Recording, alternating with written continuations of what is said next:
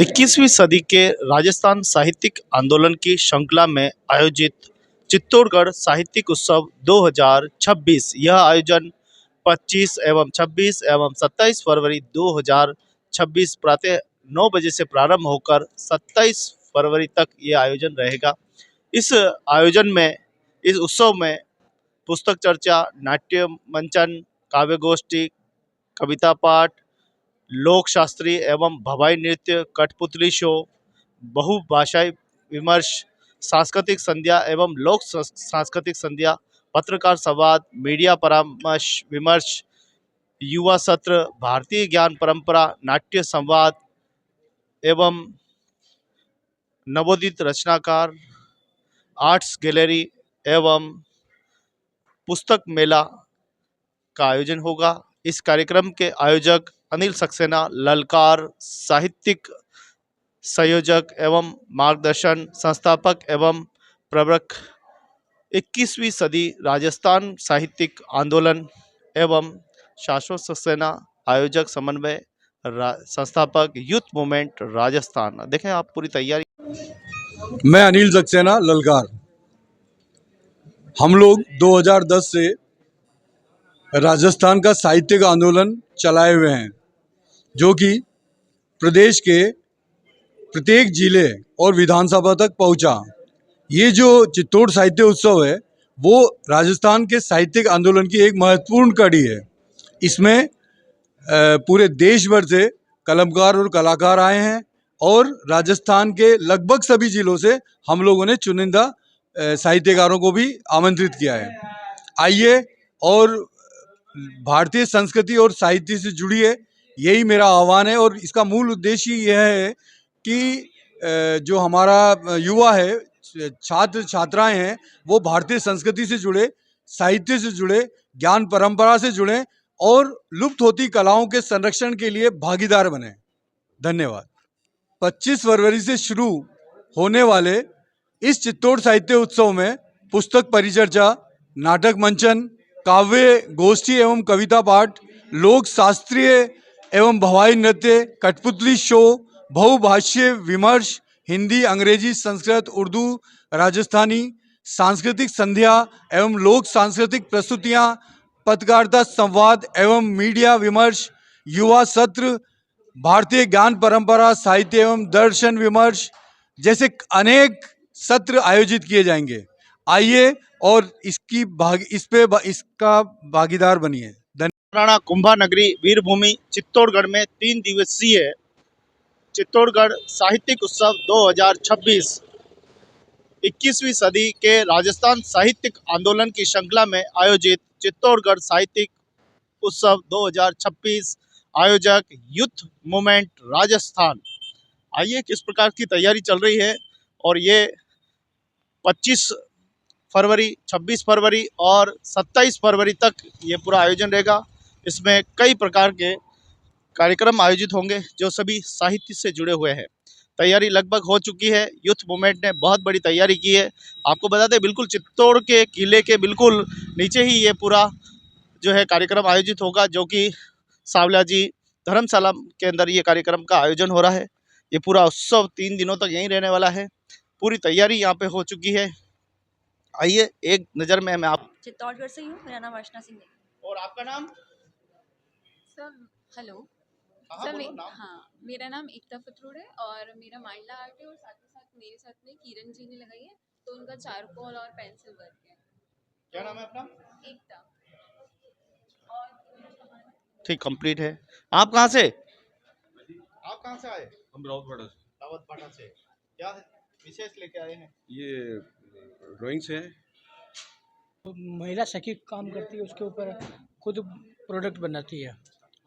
चलिए, और भी जितने भी बड़े बड़े साहित्यकार हैं, कलाकार हैं, वो उपस्थित हैं हमारे इस मंच पे। और हमारा प्रयास यही है कि जितने बेहतरीन साहित्यकार, पुस्तक के जो पब्लिशर्स हैं या आर्ट के जो एक्सपर्ट्स हैं, उनको हम एक साथ एक मंच पे ला सकें और ज़्यादा से ज़्यादा साहित्य और कला को आगे बढ़ा सकें। और उन जो नए उभरते हुए साहित्यकार हैं और कलाकार हैं, उनको और प्रोत्साहन इन सभी महानुभावों को देखकर मिल पाए। यही हमारा प्रयास है। बहुत बहुत धन्यवाद। तो बड़े ही चित्तौड़गढ़ में साहित्य की सेवा यूथ मूवमेंट राजस्थान। देखिए आप सभी धीरे धीरे सभी स्टॉल लग रही है, सब विद्यार्थी यहाँ पर आ रहे हैं और पटनागर जी फोटोग्राफी में लगे हुए हैं। हाँ ये देखिए, बहार बन के इस सरजमी पे आप आए, बहार बन के इस सरजमी पे आप, हर सिमत है बहार मुकद्दर की बात है, रह रह के खेलती है तबस्सुम की बिजलियां, फोटो पे बार बार मुकद्दर की बात है। रोशन फिजा हुई है आज चित्तौड़गढ़ की, रोशन फिजा हुई है आज चित्तौड़गढ़ की, खुशियां है बेशुमार मुकद्दर की बात है। और सचमुच ये मुकद्दर की बात है कि आज हम सब यहाँ एकत्रित हुए हैं और हमारे भी जो अतिथिगण हैं उनके बारे में जब हम आपको बताएंगे तो सचमुच आपका हृदय आह्लादित हो जाएगा। हम आपकी प्रथम कृति पागी को साहित्य अकादमी पुरस्कार से सम्मानित किया गया। रचना बोलो माधवी के लिए उन्हें मीरा सम्मान और उड़ीद पुराण के लिए सूर्यमल्ल भूषण पुरस्कार 2004 प्रदान किया गया। वर्ष 2009 में झुरावों के लिए कमल गोयनका पुरस्कार और 2013 में राजस्थानी कृति हिरणा मौन साधवन चारणा के लिए प्रतिष्ठित बिहारी पुरस्कार प्रदान किया गया। आपकी लेखनी में लोक जीवन की गंध, सामाजिक चेतना और मानवीय संवेदनाओं की गहराई सहज रूप से प्रकट होती है। अनुवाद के क्षेत्र में भी आपका योगदान अत्यंत महत्वपूर्ण है। उन्होंने रूसी साहित्यकार फ्योदोर दोस्तोयेव्स्की के प्रसिद्ध उपन्यास क्राइम एंड पनिशमेंट तथा आयरिश नाटककार सैमुअल बेकेट के चर्चित नाटक वेटिंग फॉर गोडेट का राजस्थानी में अनुवाद किया। इसके अतिरिक्त आपने सूर्यमल्ल मिसर के महत्वपूर्ण ग्रंथ वंश भास्कर का हिंदी अनुवाद भी किया। संस्कृति, संवेदना और चिंतन की उज्जवल अभिव्यक्ति डॉक्टर चंद्र प्रकाश देवल की साहित्य साधना राजस्थानी भाषा के गौरव और समृद्धि की जीवंत मिसाल है। आपका स्वागत है। उस दीप की तरह जो अंधेरों को दिशा देता है, उस पावन पगध्वनि की तरह जो आंगन में मंगल रचती है। आइए आपकी उपस्थिति से ये मंच आलोकित हो और आपकी वाणी से हम सब का हृदय पुनः साहित्य रस से सराबोर हो जाए। पद्मश्री डॉक्टर चंद्र प्रकाश देवल जी, आपका स्वागत है कार्यक्रम की उद्घोषणा के लिए।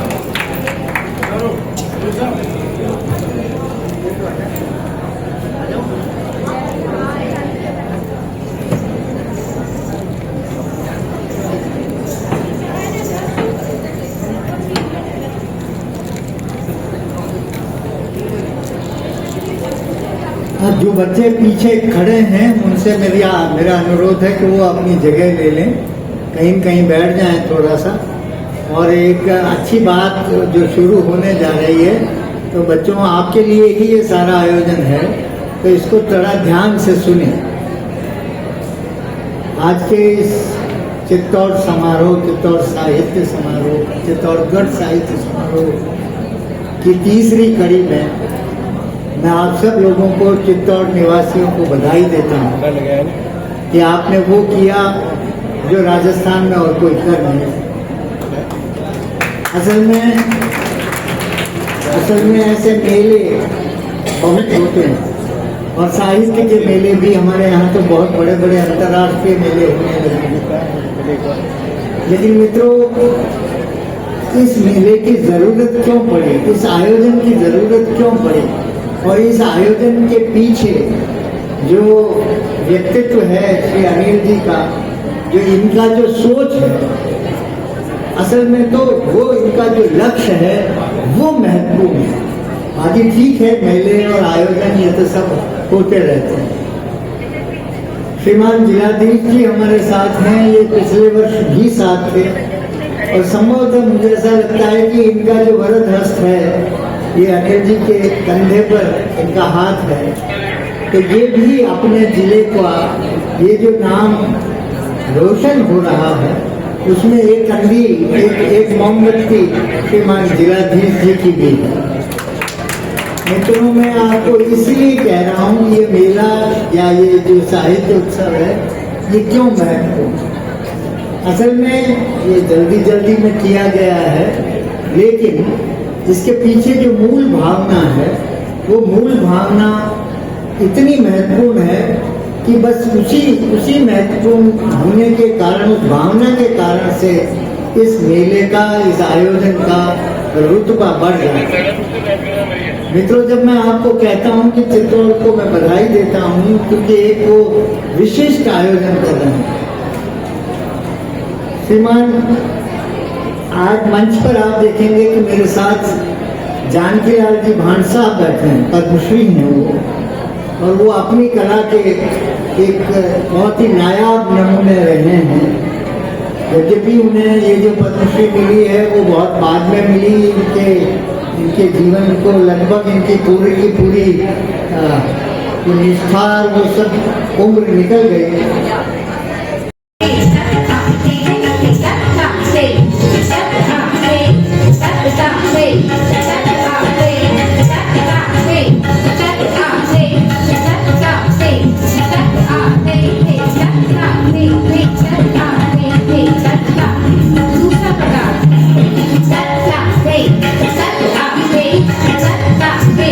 आंगन तक आने दो, नव निर्माणों की लपटों को मत मंद करो, नव निर्माणों की लपटों को मत मंद करो। और नव निर्माण की लपट को कभी भी हम मंद नहीं होने देंगे।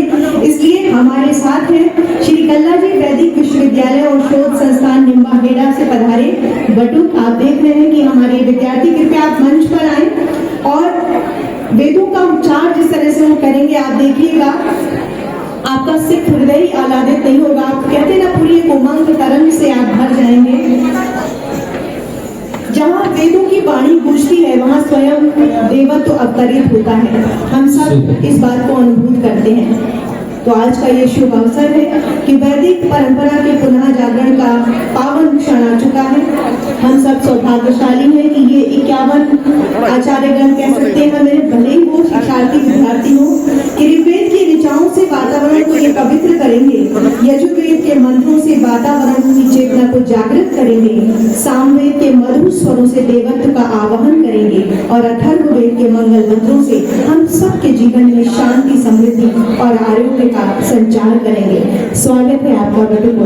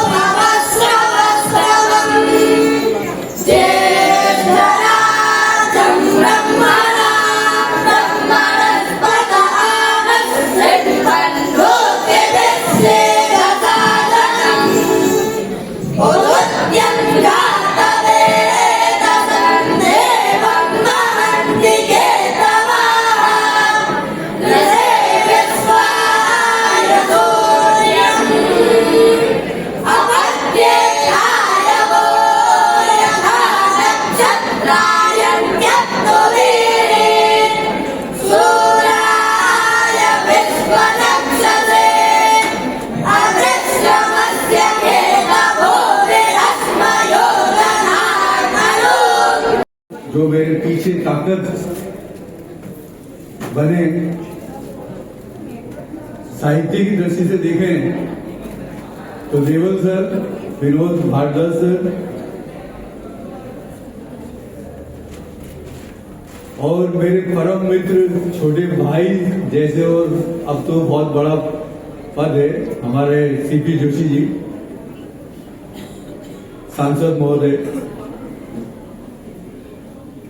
मुझे याद पड़ता है कि जब मैंने फर्स्ट कार्यक्रम किया था होटल पद्मनी में, तो सीपी जोशी साहब से मैंने कहा कि हम इस तरह का कार्यक्रम करने जा रहे हैं।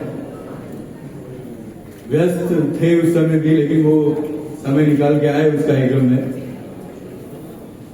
पूरे स्टेट में गया और मुझे जहां भी कोई प्रॉब्लम आई, कोई भी समस्या आई, मैंने सीपी जोशी जी से बहुत अधिकार से, दम से मैंने अपनी बात को रखा और इस अधिकार से रखा कि मुझे तो चाहिए। और सीपी साहब का मैं आभारी हूं कि इन्होंने कभी भी मेरी बात को टाला नहीं। इस सांस्कृतिक और साहित्यिक हमारे कार्यक्रमों को लेकर जो स्टेट में गया, इसमें कोई दो राय नहीं कि मेरे पीछे अगर कोई ताकत थी तो सीपी जोशी जी भी थे। इस बीच में जब मैं भरतपुर गया और भरतपुर में मैं भरतपुर कलेक्टर जो थे आलोक रंजन सर थे। आलोक रंजन सर का जब मैंने वहाँ वो मंच पे मेरे साथ थे और जब आलोक रंजन सर से मैं मिला तो मुझे ऐसा लगा कि शायद ये मेरे साहित्यिक आंदोलन में मुझे बहुत सपोर्ट करेंगे, लेकिन अब कैसे मुझे पता नहीं था। लेकिन हनुमान जी की कृपा ऐसी रही कि कुछ समय बाद सुनने को मिला मुझे कि चित्तौड़गढ़ कलेक्टर आलोक रंजन जी बनने जा रहे हैं। उनकी पोस्टिंग चित्तौड़गढ़ के लिए हुई है। मैं जयपुर था, मैं बड़ा खुश हुआ। और आप यकीन मानिए कलेक्टर सर, मैंने पहले भी कहा था और आज फिर कह रहा हूं कि ये चित्तौड़गढ़ साहित्य उत्सव का जो मानसिकता मेरी बनी, तो इसमें कोई दो राय नहीं कि सीपी जोशी साहब तो मेरे दोस्त, मेरे मित्र, और मैं जिनसे लड़ भी लेता हूं कई बार अधिकार से,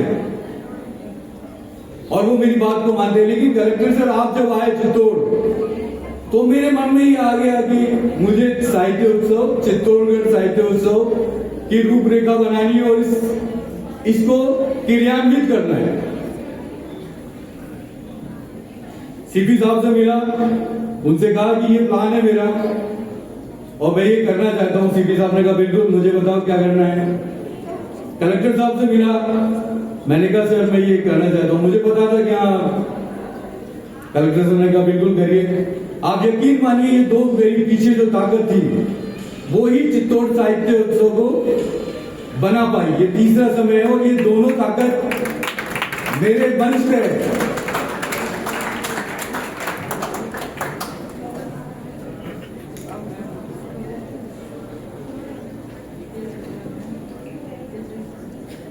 और सबसे बड़ी बात, ये दोनों ताकत एक बार, मेरे ख्याल से पहली बार ऐसा हुआ है कि इस चित्तौड़ साहित्य उत्सव में साथ में हैं विनोद सर, जो जयपुर से पूरा इस कार्यक्रम को, पूरे साहित्य उत्सव को मैनेज करते रहे। लोकेश कुमार सिंह साहिल साहब, जो मेरे पत्रकार, वरिष्ठ पत्रकार भी हैं, बड़े भाई भी हैं, बहुत अच्छे साहित्यकार हैं। आप किशन रत्नानी जी, जो प्रधानमंत्री कार्यालय में निदेशक रहे हैं। आप चित्तौड़ की बात कर रहे हैं तो शिव मर्दुल सर, रमेश महंग जी, जिनको मैं कभी भी बस फोन कर देता कि हाँ मुझे ये कर रहा हूं, ये करना है, बिल्कुल तैयार रहते। और एक लंबी लिस्ट है जो मुझे सपोर्ट करती रही पॉजिटिव रूप से।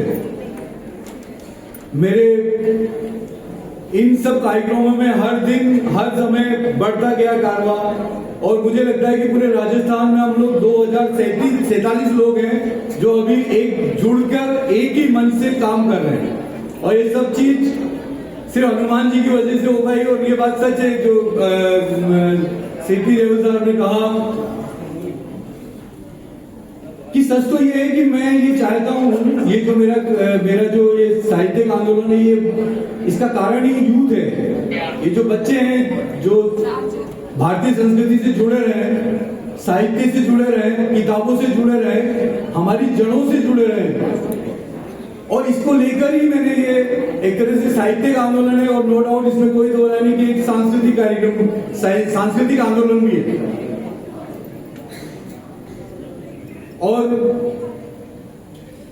इस सब चीजों में आप लोगों का तो है ही, लेकिन मुझे लगता है कि मेरे परिवार का भी मेरे ऊपर बड़ा एक सहयोग रहा। मेरी वाइफ जो खुद इसको समन्वय करती है, मेरा बेटा जो यूथ मूवमेंट अध्यक्ष है और वो इसको पूरा ऑर्गेनाइज करता है। तो इसमें कोई दो राय नहीं है कि सभी एक टीम वर्क है और परिवार की ताकत से ही मैं इस जगह ये कर पाता हूँ।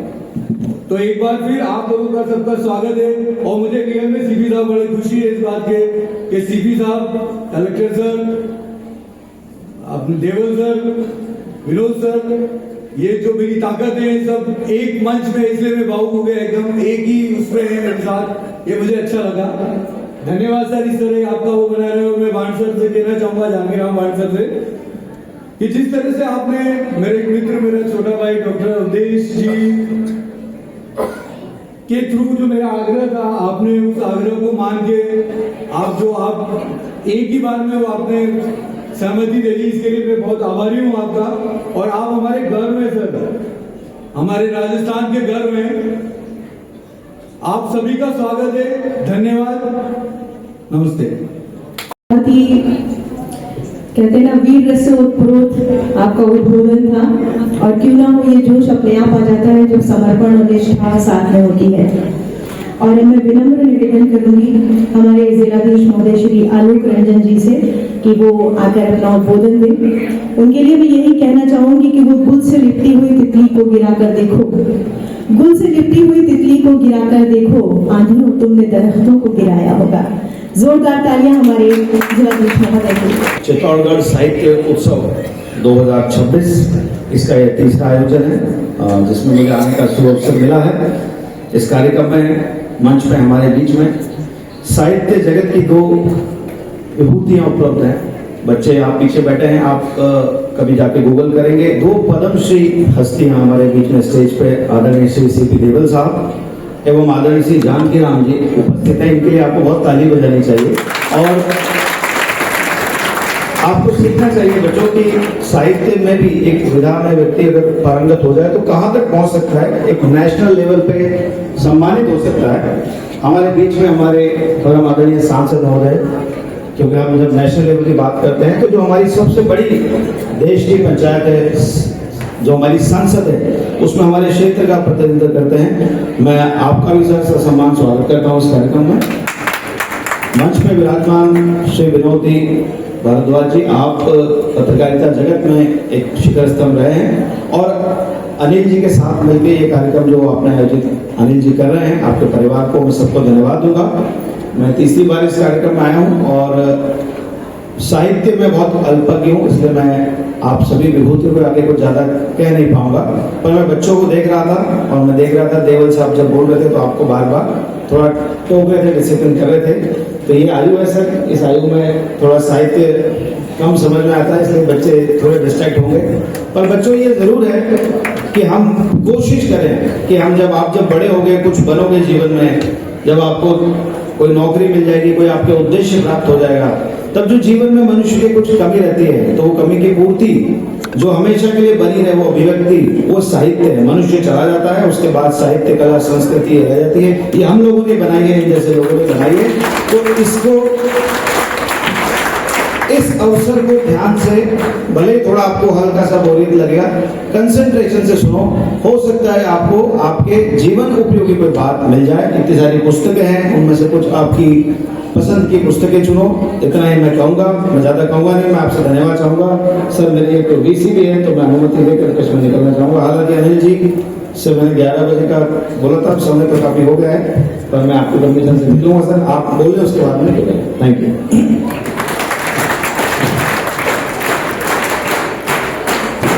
बहुत बहुत धन्यवाद सर। आदरणीय मुख्य अतिथि, विशिष्ट अतिथि, मंचासीन विद्वज्जन, देश प्रदेश से पधारे साहित्यकार, कलाकार, पत्रकार बंधु, शिक्षाविद, शोधार्थी, प्रिय छात्र, युवा साथियों तथा उपस्थित सभी साहित्य प्रेमियों को मेरा सादर प्रणाम। वीरता, स्वाभिमान और संस्कृति की प्रतीक चित्तौड़गढ़ की इस ऐतिहासिक धरा पर आप सभी का हृदय से अभिनंदन एवं स्वागत। शब्द जब साधना बन जाते हैं तो वो केवल वाक्य नहीं रचते, वे युग का विधान लिखते हैं। जहाँ विचारों की अग्नि प्रज्वलित रहती है, वहीं समाज की चेतना आलोकित होती है। साहित्य वह दीप है जो समय के अंधेरों से जूझते हुए भी मनुष्यता की लौ को बुझने नहीं देता। और जब कलम करुणा से भीगती है, तब इतिहास केवल लिखा नहीं जाता, संवारा जाता है। पुनः चित्तौड़गढ़ साहित्य उत्सव 2026 में पधारे आप सभी साहित्य प्रेमियों, चिंतकों, रचनाकारों, पत्रकारों, कलमकारों साहित्यकारों और जागरूक नागरिकों का हृदय से स्वागत और अभिनंदन। सृजन वह दिव्य शक्ति है जो शून्य में भी अर्थ खोज लेती है। ईश्वर ने अग्नि के लिए सूर्य रचा, शीतलता के लिए चांदनी, जीवन के लिए जल और धरती दी। उसी सृजन रीति का अंश लेकर मनुष्य जन्म लेता है और फिर शब्दों, स्वरों, रंगों और विचारों के माध्यम से अपनी पृथ्वी को अर्थवान बनाता है। कलम की नोक पर जब संवेदना जागती है तो वह केवल अक्षर नहीं गढ़ती, वह समाज का चेहरा तराशती है, समय का स्वर रचती है और आने वाली पीढ़ियों के लिए दिशा निर्धारित करती है। साहित्य, पत्रकारिता, कविता, शायरी, कला और सिनेमा केवल मनोरंजन के साधन नहीं है, ये समाज के संस्कार निर्माता है। हमारे पुरोधा गीतकार गोपाल दास जी नीरज ने कहा था, जिंदगी को जिंदगी बनाने के लिए जिंदगी में प्यार की कहानी चाहिए और कहने के लिए कहानी प्यार की साही नहीं, आंखों वाला पानी चाहिए। आंखों वाला पानी हृदय की नमी है, मन की संवेदना है, करुणा का वह स्पर्श है जिसके बिना साहित्य केवल शब्दों का संग्रह रह जाता है। यही भीगापन रचना को प्राण देता है और समाज को मानवीय बनाए रखता है। विशेष गर्व का विषय है कि यह साहित्य उत्सव विगत 3 वर्षों से निरंतर आयोजित हो रहा है और प्रत्येक वर्ष अपने विस्तार, गरिमा और प्रभाव में उत्तरोत्तर विकास की ओर अग्रसर रहा है। आरंभ में जो एक स्वप्न था वह आज एक सशक्त सांस्कृतिक परंपरा का रूप ले चुका है। यह आयोजन निरंतर सफल रहा है, न केवल उपस्थिति की दृष्टि से बल्कि विचारों की गंभीरता, संवाद की सार्थकता और सृजन की गुणवत्ता के कारण भी। इस आयोजन के पीछे जिन सतत प्रयासों और स्वप्न दृष्टि ने आकार लिया है उनमें संस्थापक ललकार समाचार पत्र एवं 21वीं सदी के राजस्थान साहित्य आंदोलन के प्रवर्तक श्रीमान अनिल जी सक्सेना की दूरदर्शिता और समर्पण निहित है। उनका मानना है कि साहित्य केवल पुस्तकालयों में सुरक्षित रखने की वस्तु नहीं बल्कि जन जन तक पहुंचने वाला जीवन संवाद है।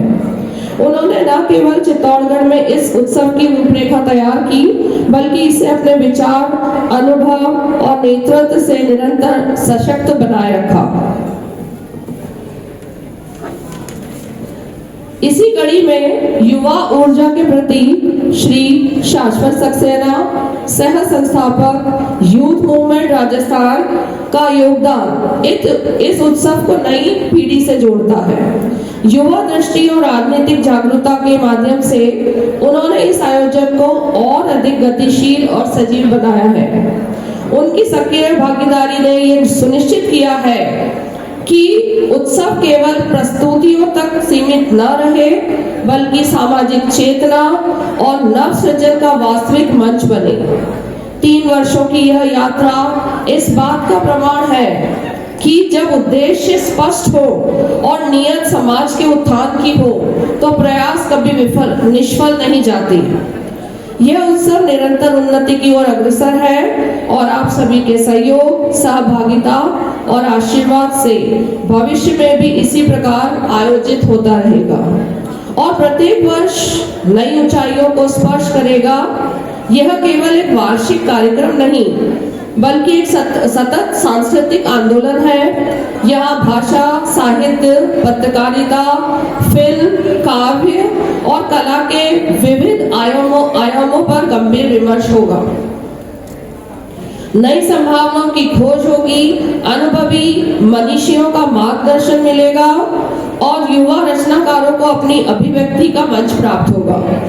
आज आवश्यकता है कि साहित्यकार, पत्रकार और कलाकार अपने समय की नब्ज पहचाने, क्योंकि यदि लेखनी में साहस नहीं तो वह अधूरी है, यदि अभिव्यक्ति में संवेदना नहीं तो वह निष्प्राण है। मेवाड़ की सांस्कृतिक विरासत, भाषा, इतिहास और परंपरा को सुरक्षित रखने का यह आयोजन एक दृढ़ संकल्प है।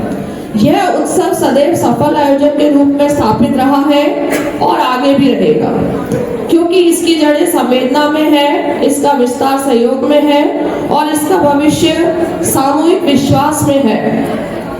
और आप जैसा कि देख पा रहे हैं, यहाँ पर आपको विभिन्न पुस्तकों का एक पहाड़ मिलेगा, जिसमें आप अलग अलग लेखकों को पढ़ पाएंगे, सुन पाएंगे, और जो हमारे सेशन होंगे उनमें भी आपको काफ़ी जो हमारे मंचासीन पद्मश्री श्रीमान जो पधारे हुए हैं उनको भी आप सुन पाएंगे।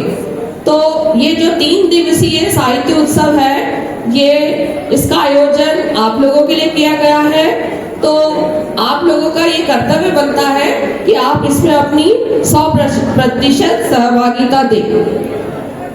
पूरब से प्रतिष्ठा, पश्चिम से प्रारब्ध, उत्तर से उन्नति, दक्षिण से दायित्व, ईशान से ऐश्वर्य, नेतृत्व से नैतिकता, आग्नेय से आकर्षण, वायव्य से वैभव, आकाश से आमदनी, पाताल से पूंजी, 10 दिशाओं से सुख, शांति, समृद्धि और सफलता की मंगल कामना के साथ आप सभी का इस साहित्यिक आंगन में हृदय से स्वागत है।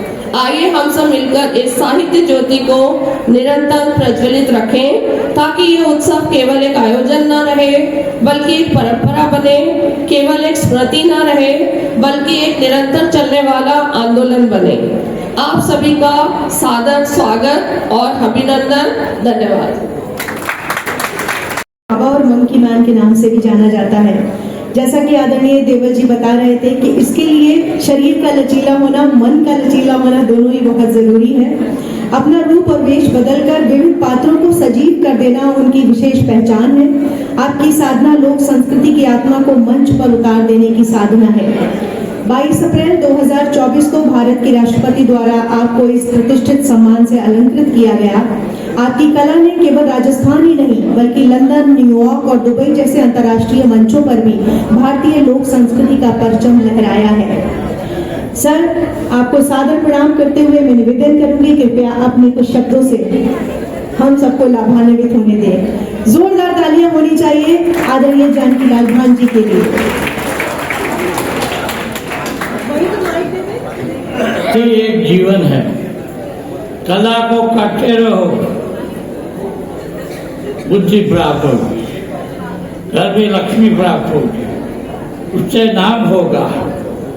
हर चीज में डटे रहो। जो कार्य करता है, सांस्कृतिक कार्यक्रम, साहित्य कार्य, इसमें सब जुट गए।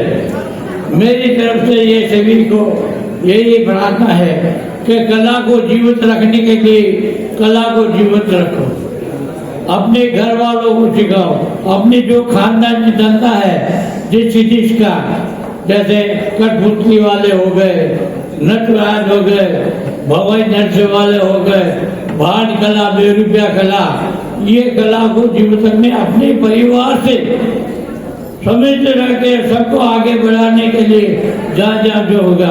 मैंने इस कला की शर्म नहीं रखी।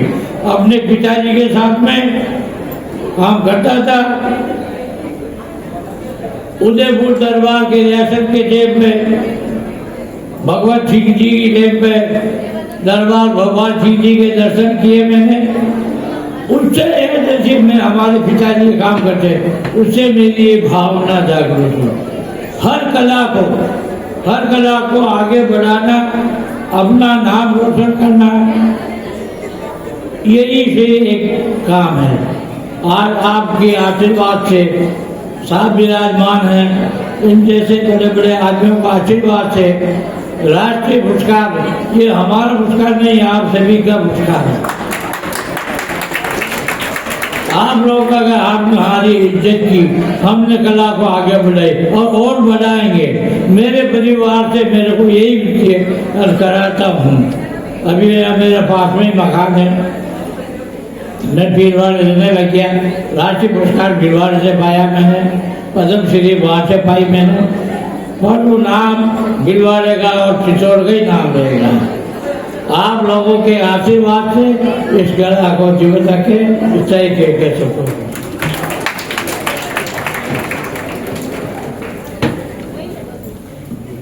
बहुत बहुत धन्यवाद आदरणीय।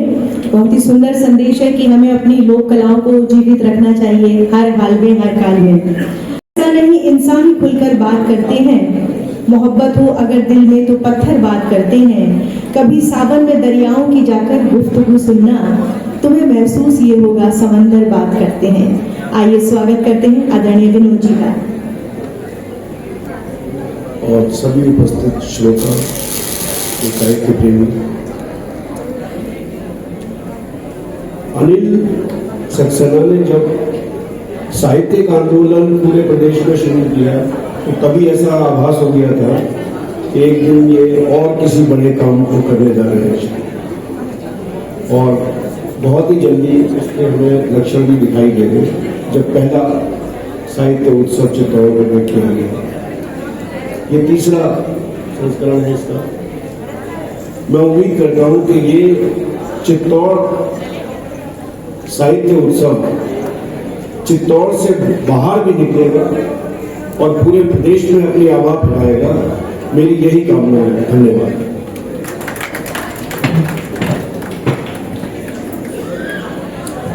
आपकी दुआएं कबूल होंगी, हम सबको पूरा विश्वास है।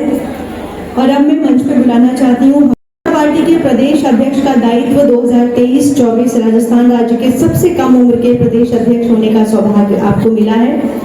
चित्तौड़गढ़ राजस्थान के युवा सांसद चंद्र प्रकाश जोशी 2014 में पहली बार और 2019 में दूसरी बार और 2024 में तीसरी बार चित्तौड़गढ़ लोकसभा क्षेत्र से संसद में पहुंचे हैं। जोरदार तालियां होनी चाहिए हैट्रिक के लिए। आपकी जानकारी के लिए मैं बता दूं कि वर्तमान में आप लोकसभा की याचिका समिति के अध्यक्ष एवं संसद की लोक उपक्रमों संबंधी समिति और ऊर्जा समिति के सदस्य हैं। साथ ही युवा एवं खेल मंत्रालय की परामर्शदात्री समिति के सदस्य भी हैं। वर्ष 2014 से 2016 तक भारतीय जनता युवा मोर्चा के प्रदेश अध्यक्ष रहते हुए उन्होंने राज्य भर के युवाओं से सीधा संवाद स्थापित किया एवं उत्साही कार्यकर्ताओं का एक बड़ा वर्ग तैयार किया। आपके नेतृत्व में प्रगति की नई कहानी लिखी जा रही है। चित्तौड़गढ़ की धरती फिर से स्वर्णिम आभा पा रही है। सर, स्वागत है आपका।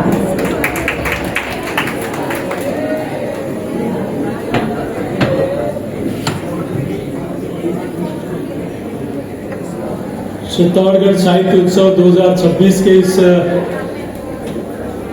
पावन कार्यक्रम में हमारे मंचासीन सभी अतिथिगण, उपस्थित सभी साहित्य प्रेमी और यहाँ से और बाहर से आए हुए सभी साहित्य प्रेमी बंधुओं का मैं चित्तौड़ की इस वीर धरा पर, पावन धरा पर स्वागत और अभिनंदन करता हूँ। मैं सोचता हूँ कि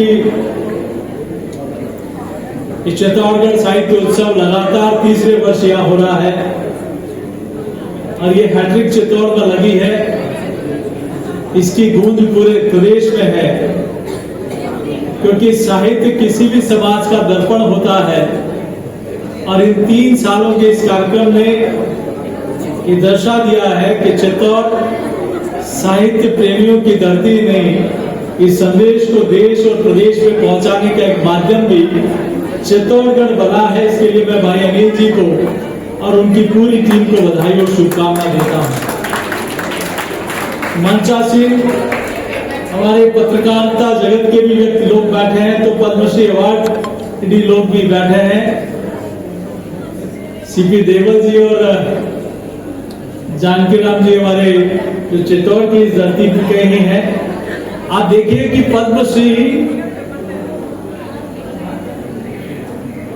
हॉलीवुड, बॉलीवुड, बिजनेस आइकॉन और बड़े बड़े लोगों के नाम कभी आते थे, कभी पद्मश्री मिलता था, लेकिन 10-12 सालों में तस्वीर बदली है कि आज जिन्होंने कला को सहेजा है, हमारी संस्कृति को आगे बढ़ाने का काम किया है, जिन्होंने सेवा का काम किया है, जिन्होंने साहित्य के क्षेत्र में काम किया है, जिन्होंने संस्कृति के क्षेत्र में काम किया है, जिन्होंने शिक्षा और चिकित्सा को एक सेवा के रूप में सेवाएं दी है, ऐसे लोगों का आज पद्मश्री अवार्ड मिलना, मैं सोचता हूं अपने आप में जो उनकी योग्यता है, जो उनका काम है, उनको सही सम्मान मिलना शुरू हुआ है।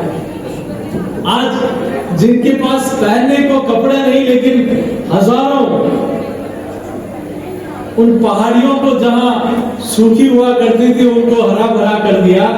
जो लोग जिनके पास कोई साधन नहीं, वो लोग गांव से मरीजों को लेकर, कोई व्यक्ति चिकित्सा के अभाव के बिना रहे नहीं, अपनी मोटरसाइकिल को एम्बुलेंस बना के लोगों को जिन्होंने चिकित्सा सेवाएं दी, ऐसे लोगों को पद्मश्री मिल रहा है। ये अपना आप दर्शाता है कि देश में पहली बार उन प्रतिभाओं को, उन योग्य लोगों को इस प्रकार के अवार्डों से नवाजा जा रहा है। मैं अपने आप में उन सभी को, जिन लोगों के वास्तव में प्रतिभा है, सेवा का काम किया है, उन सबको अपनी ओर से बहुत बधाई और शुभकामना देता हूँ। क्योंकि ये जो जहाँ शब्द जीवित है वहाँ संस्कृति जीवित है, ऐसे हमारे लोग, पुराने लोग कहते हैं। तो यहाँ आज पुस्तक प्रदर्शनी भी है, हमारा वेद भी है, जहाँ हमारे बटुक हमारी वेद ऋचाओं के साथ कई उन्होंने श्लोकों का यहाँ वाचन किया। हमारे बच्चे भी हैं जो नौनिहाल में इस डिजिटल युग में जहां एआई आ गया है, उस युग में भी हमारा किताब पढ़ना, पुस्तक पढ़ना, हमारे साहित्य पढ़ना और उसको अपने जीवन में उतारना, उन सारी चीजों को मूर्त रूप देने का काम ये साहित्य उत्सव कर रहा है। लंबे समय से दिल्ली में विज्ञापन एजेंसियों में क्रिएटिव डायरेक्टर के पद में रहे और कॉपी राइटर के रूप में भी सेवारत रहे। फिर आप गुलाबी शहर जयपुर में आने से वहीं पे पत्रकारिता शुरू की। छोटे मोटे समाचार पत्रों के बाद में आपने मंडी में अंग्रेजी अखबार के संपादक के रूप में बहुत काम किया और लगातार लिखने पढ़ने के क्रम में आप 16 वर्षों तक दैनिक भास्कर, जो एक प्रतिष्ठित पत्र है कई राज्यों में, उसके फीचर और साहित्य संपादक के रूप में सेवारत रहे। आपने खूब नाम कमाया। साहित्य कला और फिल्मों पर लगातार आपका लेखन जारी है। 3 पुस्तकें पत्रकारिता पर आपकी प्रकाशित हुई हैं। देश के बहुत सारे बड़े बड़े वरीय पुरस्कार प्राप्त किए हैं, अभिनंदन प्राप्त किया है। आपकी बहुत सारी पुस्तकें हैं और गजलों की किताब है। मैं आपका बहुत बहुत स्वागत करती हूँ और चित्तौड़गढ़ महोत्सव में इस बार आपका सानिध्य मिला है, इसके लिए हम आपके बहुत ही अनुग्रहित हैं। मैं बहुत बहुत स्वागत करती हूँ और मैं आवाज़ देती हूँ सबसे पहले श्रीमती पूजा लोहार को कि वो आई और अपनी पुस्तक का विमोचन यहाँ पे हमारे अतिथि वृंद के हाथों करवाएं। पूजा लोहार एक संवेदनशील सशक्त लेखिका हैं, जिनकी लेखनी समाज के गहरे सारोकारों और मानवीय भावनाओं को छूती है। पिता पुत्री के अनकहे अल्फाज, जिम्मेदारियों से भरा बचपन, स्त्री का अस्तित्व, आहत किसान, व्यथित पुरुष, विविध विषयों पर आपने कविताएं लिखी हैं। अनेक पुरस्कार आपको मिले हैं। मारो कांठल प्रतापगढ़ के गौरवशाली इतिहास को आपने संरक्षित किया है। कल्पनाओं से भरी सच्ची घटनाएं काव्य संग्रह प्रकाशित होने वाला है। अगर तुम कहो, ये काव्य संग्रह भी आपका प्रकाशित होने वाला है। खुद को चुनो, इस किताब का लोकार्पण हो रहा है, जो कविताएं और जीवंत लेखों की एक पुस्तक है।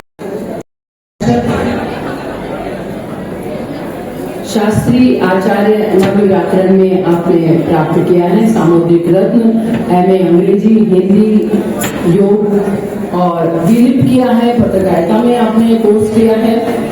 साहित्य सृजन, कविता, ज्योतिष, हस्तरेखा, समाज सेवा, कौन सी विधा है तो उन्होंने अपने सृजन में नहीं चुनी है। बेटी पढ़ाओ फाउंडेशन झुंझुनू के आप राष्ट्रीय अध्यक्ष हैं। श्री जलाराम बापा ज्योति संस्थान के अध्यक्ष हैं। अनेक सम्मान आपको देश भर में प्राप्त हुए हैं। आज दे रही हूँ। सभी बच्चों से निवेदन है, कृपया शांत रहें। सबसे निवेदन है कि आप सभी शांत बने रहें। तो आज हमारे अतिथिगण बीच हैं, जिन्हें हम युगीन पहलुओं के रूप में जानते हैं। तो मैं आमंत्रित करती हूँ माननीय जानकी लाल भाई साहब पर पधारे, क्योंकि अतिथि जो हमारे होते हैं वो जान से प्यारे होते हैं। दिल के आंगन में कभी सूरज कभी चांद सितारे होते हैं। तो हम चाहते हैं कि उनकी उपस्थिति का ज़्यादा से ज़्यादा लाभ है। वरिष्ठ जनों का हमारे बीच होना एक मंगल छाव का होना है। तो ये युगी पहलुए हमारे बीच हैं जिनके पांव प्रगति के पथ पर बढ़ने को आतुर रहते हैं, धराकलन में जिनकी ख्याति के स्वर है। बहुत बहुत बधाई। तो हमारे बीच है माननीय विनोद भारद्वाज साहब, एक सूर्य रूपी आलोकित मेधावी व्यक्तित्व जो देते हैं विवेक दृष्टि को नया विस्तार, खोलना चाहते हैं एक सांकल नए द्वार की, ज्ञान प्रज्ञा चेतना जिनके माध्यम से कला ज्ञान संस्कार की अविरल धारा नवीन पीढ़ियों तक पहुंच रही है। ऐसे श्री विनोद भारद्वाज साहब को मैं आमंत्रित करती हूँ इस अवसर पर 2 शब्द।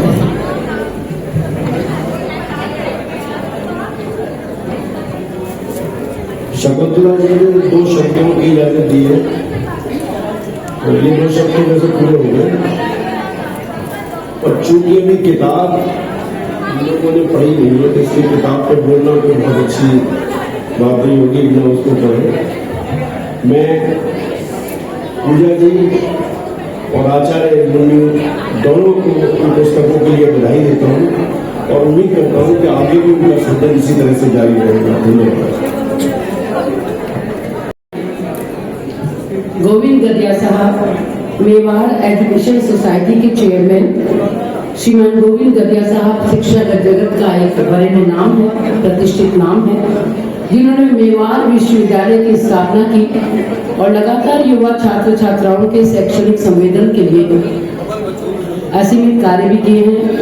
मेवाड़ विश्वविद्यालय से देश में चित्तौड़गढ़ की अलग पहचान स्थापित हुई है।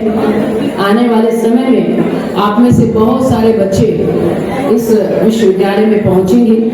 इसी अंदाज पर उनके अंधेरे डर से भागते हैं, वो जीते हैं सबकी मासूम आंखों की चमक बनकर। हमारे बीच एक उम्मीद की किरण लेकर के आए हैं माननीय गोविंद गदिया साहब। हम चाहते हैं कि एक बार पूजा लोहार जो चाहती हैं, एक बार अन्य अतिथियों के साथ उनका एक विशेष तस्वीर, माननीय जानकीलाल साहब को भी मैं मंच पर आमंत्रित करती हूँ फिर से। वो चाहते हैं कि एक उनकी विशेष तस्वीर और भी अतिथियों के साथ आए।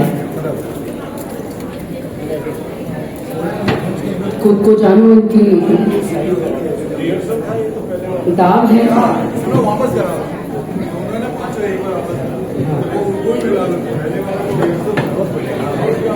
डॉक्टर CP देवल साहब अजमेर से जो हमारे बीच हैं, उद्घाटन सत्र में मौजूद थे, उनसे निवेदन करती हूँ कृपया मंच पर पधारें। डॉक्टर अर्जुन गणपति चौहान साहब वरिष्ठ साहित्यकार कोल्हापुर, कृपया मंच पर आसन ग्रहण करें। आज के कार्यक्रम के विशिष्ट वक्ता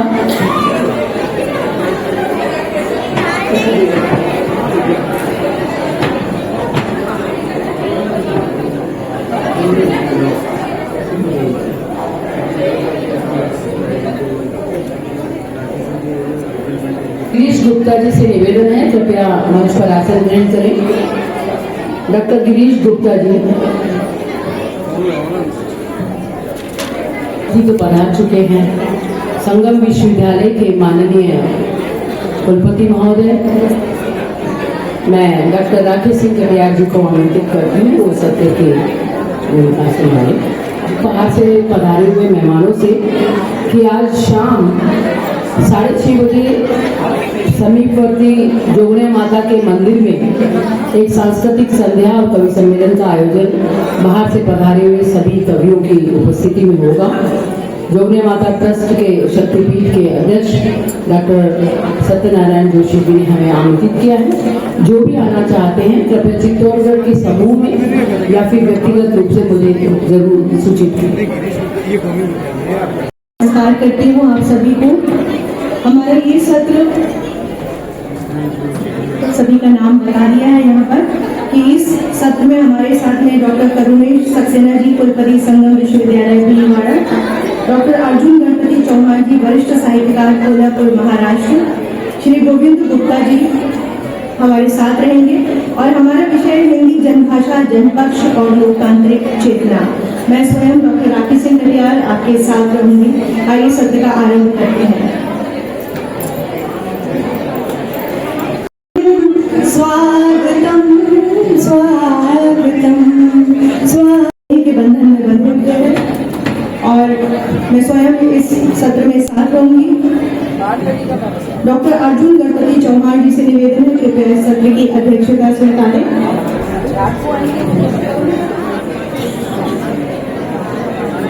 राजभाषा हिंदी में ही बात करें।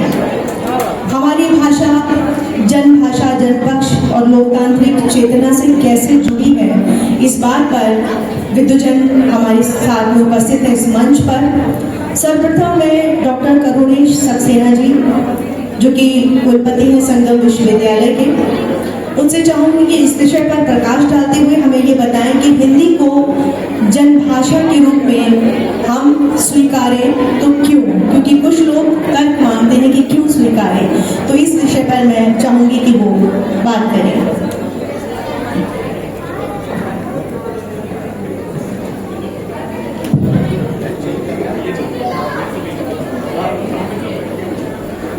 Good afternoon. Good afternoon from this side. Good afternoon. अब मैं कहूँगा शुभ दोपहर। बोलना है साथ में, शुभ दोपहर। देखिए, मैंने ये जानबूझ के किया है ताकि आप समझ सकें कि हमारी अपनी जनभाषा होने के बाद भी हम सामान्यतः गुड मॉर्निंग, गुड आफ्टरनून ज़्यादा करते हैं। सबसे पहले हमारे सत्र की अध्यक्षता कर रहे आदरणीय श्री अर्जुन गणपत जी चौहान साहब, जो शिवाजी यूनिवर्सिटी कोल्हापुर में 4 दशक से अधिक अपना अध्ययन अध्यापन करते आ रहे हैं वहाँ।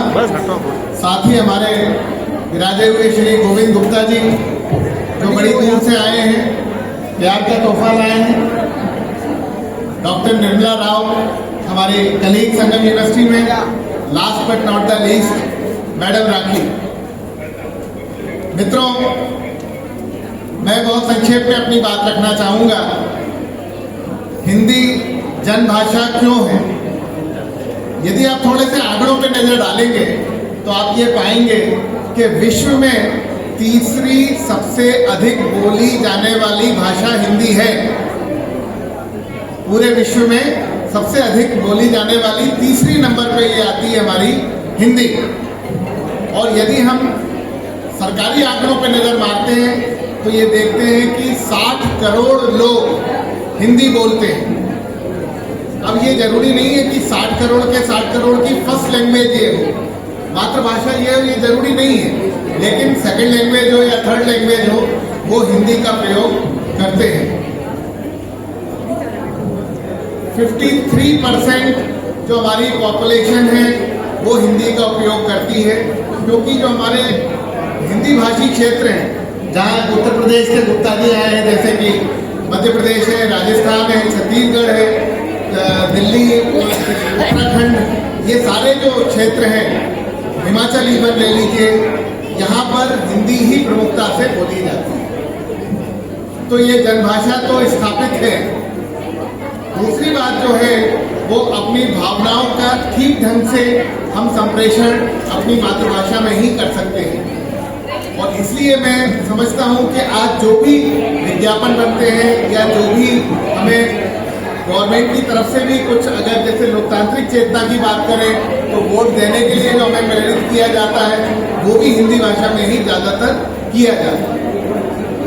मैं संक्षेप में 2 बातें और कहूँगा, फिर हमारे बाकी पैनलिस्ट बातचीत करेंगे। मैं दोबारा फिर आवश्यकता पड़ेगी तो दोबारा उसमें डिस्कशन में पार्टिसिपेट करूँगा।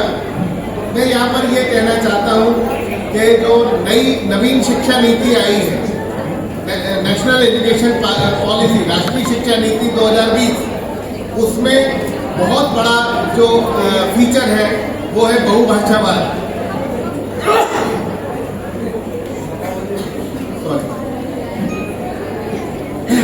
और बहुभाषावाद का तात्पर्य यह है कि एक बच्चे को स्कूली लेवल से ही कम से कम 3 भाषाओं की जानकारी अच्छे से हो जाए।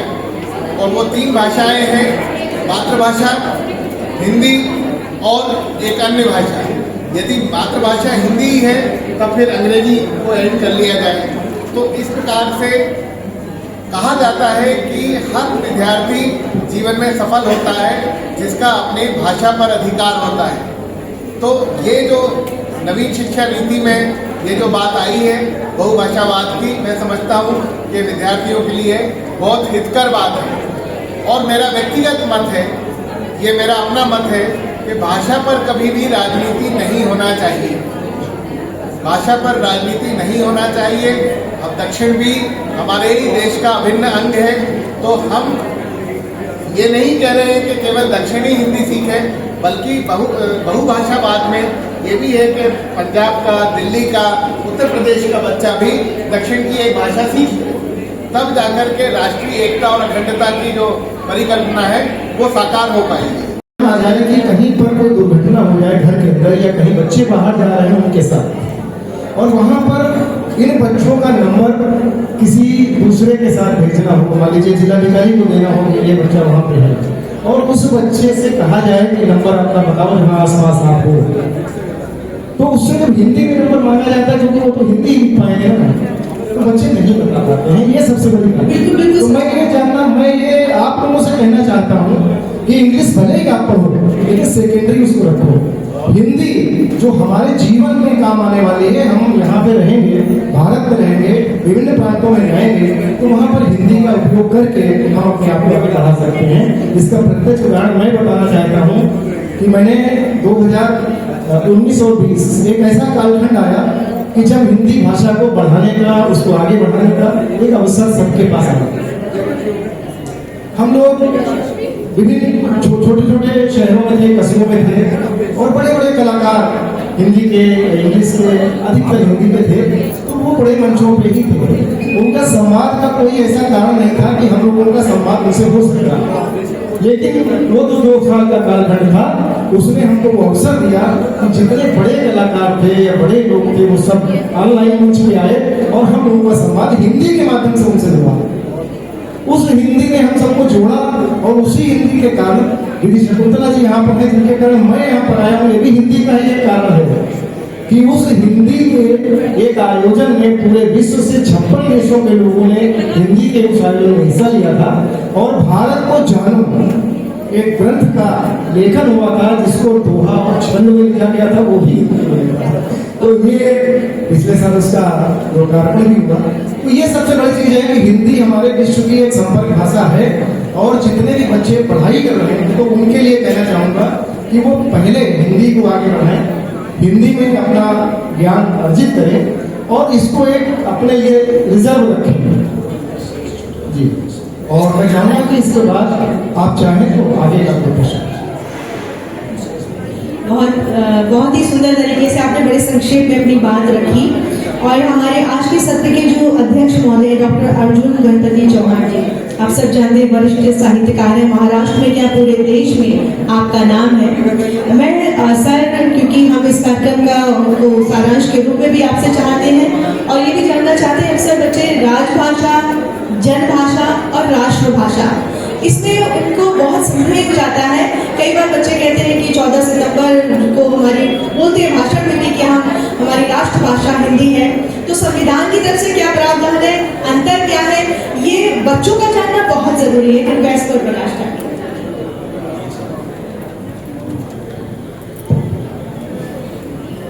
बहुत ही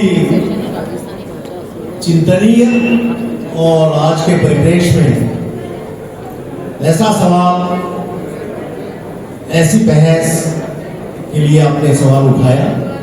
मैं सबसे पहले इस आयोजन में जिस उद्देश्य को लेकर के ये यहाँ पर हम सब एक मंच पर इकट्ठा हुए, उसमें से भाषा, जनतंत्र और साहित्य को केंद्र में रखा। ये आयोजन वाकई बहुत शानदार है और उपयोगी है। मैं बधाई देता हूँ हमारे सचिव जी को और उनकी सारी टीम को।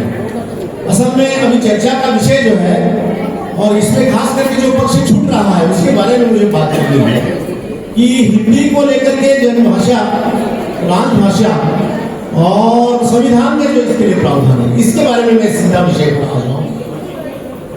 सच तो ये है कि संविधान बनाने का काम इस देश में 2 साल 11 महीने और 18 दिन हुआ। सिर्फ 12 दिन तक 3 साल संविधान बनाने का काम हुआ और 14 सितंबर 1943 को हिंदी को राजभाषा का दर्जा मिल गया। राजभाषा का कह रहा हूं, राष्ट्रभाषा का नहीं। हिंदी वह हिंदी जो इस देश में अधिकांश जनता द्वारा बोली जाती थी। कुलपति महोदय सक्सेना साहब ने इस बात को बहुत संजीदगी से कहा कि 60% से अधिक, कम 70% चुना है, लेकिन ये जो है इतनी जनता जिस देश की जो भाषा बोलती है वही भाषा उस देश की भाषा हो सकती है। चर्चा बहुत सारी बंगाली को लेकर के हुई, क्या बंगाली को राजभाषा बनाया जा सकता है, क्या संस्कृत को राजभाषा बनाया जा सकता है, क्या मराठी को राजभाषा बनाया जा सकता है। तो एक विचार अस्तित्व है, अगर हमारा अस्तित्व है तो पर्यावरण की सुरक्षा बहुत जरूरी है और उसके बारे में सोचना भी जरूरी है। केवल किसी गोष्ठी के माध्यम से, किसी बातचीत के माध्यम से, चाहे अगर आप 2 लोग मिलकर के आपस में बातचीत कर रहे हैं, बहुत बातें करते हैं हम, तो इन बातचीतों में भी पर्यावरण होना चाहिए। अगर हम किसी छोटे मंच से बात कर रहे हैं तो पर्यावरण होना चाहिए और इस बड़े समृद्ध मंच से भी पर्यावरण की बात होनी चाहिए, अवश्य होनी चाहिए। सबसे पहले मैं स्वागत कार्यक्रम में आदरणीय शांति सक्सेना जी से निवेदन करती हूँ कि इस सत्र की संचालक की अध्यक्षता कर रही आदरणीय डॉक्टर नेहा जोशी जी का स्वागत और अभिनंदन करें।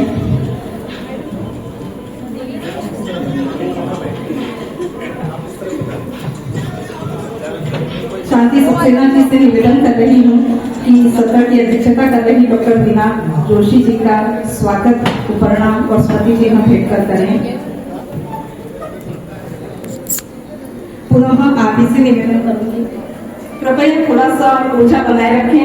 सत्र को उपस्थित रखेंगे तो लगेगा कि कोई सुन भी रहा है और यहाँ के लोगों का बोलना भी सार्थक रहेगा।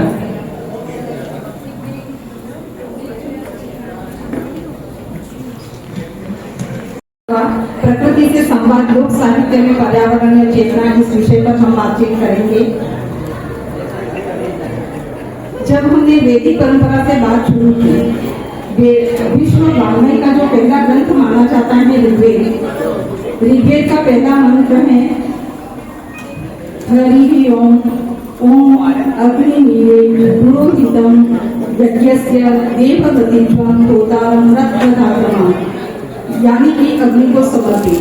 अग्नि यानी कि ऊर्जा जो कि इस सृष्टि को बनाने के लिए आवश्यक थी। जब ग्रह नक्षत्रों ने स्वरूप धारण किया, जब सारा क्रिएशन स्टार्ट हुआ, तो जो एक एनर्जी थी, जो पावर था, वो अग्नि थी, ऊर्जा थी और यह अग्नि और ऊर्जा बहुत जरूरी थी, जो कि प्रकृति का एक तत्व है, जो कि न केवल स्वरूप की निर्धारक है, इसको गतिमान बनाए रखने के लिए, विश्व का संचालन करने के लिए अग्नि जरूरी है। जब सृष्टि का अंत होता है तब भी पूरा यूनिवर्स, पूरी सृष्टि अग्नि को समर्पित हो जाती है, अग्नि में लीन हो जाती है। यानी कि जो क्रिएशन है, जो निर्माण है सृष्टि के रूप में, वह अग्नि में समाप्त होता है। तो अग्नि एक तत्व है। इसी तरीके से पंच महाभूतों की कल्पना की जाती है, जिसमें आपके कैमरे के बिल्कुल सामने वायु जिसे हम कहते हैं, पृथ्वी, अग्नि, जल, वायु, आकाश, पंच भूतों से, पंच तत्वों से सृष्टि बनी, ब्रह्मांड बना, हम बने, ये पर्यावरण है। ऋग्वेद का पहला अध्याय पूरा अग्नि को समर्पित है। जब हम यजुर्वेद की बात करते हैं तो जो उसका 36वां अध्याय है वह पूरा प्राणियों की सुरक्षा की बात करता है। जब हम ऋग्वेद के 23वें सूत्र को देखते हैं तो वो पूरा जल को समर्पित है। आप वेदों को देखो, जगह जगह पर आपको सूर्य देवता के रूप में मिलेंगे, वृक्ष देवताओं के रूप में मिलेंगे, वरुण देवता का नाम रहेगा। यानी कि प्रकृति के तत्वों की पूजा हमें वेद सिखाते हैं। जब हम पुराणों की तरफ बढ़ते हैं धीरे धीरे, अग्नि पुराण में एक मंत्र आता है, दशकल्प समावापी, 10 कुओं के समान एक तालाब होता है, दशवाकी समूह और एक सागर है तो वह 10 तालाबों के समान है। और ये सभी पुत्रों के समान है। 10 पुत्रों समान ध्रुव और 10 पुत्रों के बराबर एक वृक्ष है। अगर आपने वृक्ष लगा दिया तो समझो कि आपने 10 पुत्र पैदा कर दिए, 10 संतानें आपकी हो गई हैं, आपने उनका पालन पोषण कर दिया है। अब वराह पुराण में जाते हैं जहाँ पर बलदेवी की धारणा है, जल संरक्षण की बातें, पशु पक्षी की बातें पुराणों में नहीं है। ये तो हो गई शास्त्रों की बात, साहित्य में जगह जगह पर मिलती रहती है, लोग भी कम नहीं है। हम राजस्थान से बात कर रहे हैं, राजस्थान में आप कई गीत गाते हैं, सावन के गीत हैं, हमारे पास कजरी के गीत हैं, गीतों के गीत हैं, प्रकृति के गीत हैं, वृक्षों के गीत हैं, कोयल के गीत हैं, हमारे पास कागा के गीत हैं। कैसे बिरहनी गाती है सोनेरी चोच मढ़ाऊं मारा का। अगर आप गुजरात में जाएंगे तो इसी प्रकार की बातें मिलेंगी। अगर आप नागालैंड में जाते हैं तो वहाँ पर पूरा आदिवासी समुदाय वनस्पति की बातें करता हुआ दोनों गीतों में अभिव्यक्त होता है। असम में, मणिपुरी में यही बातें होती हैं और हमारे पास इन सब बातों के लिए संवाद के लिए एक समृद्ध मंच है। मैं समय नहीं लेते हुए हमारे समृद्ध मंच की तरफ आगे बढ़ती हूँ और हम संवाद इस प्रक्रिया का प्रारंभ करते हैं। अनुमति दीजिए।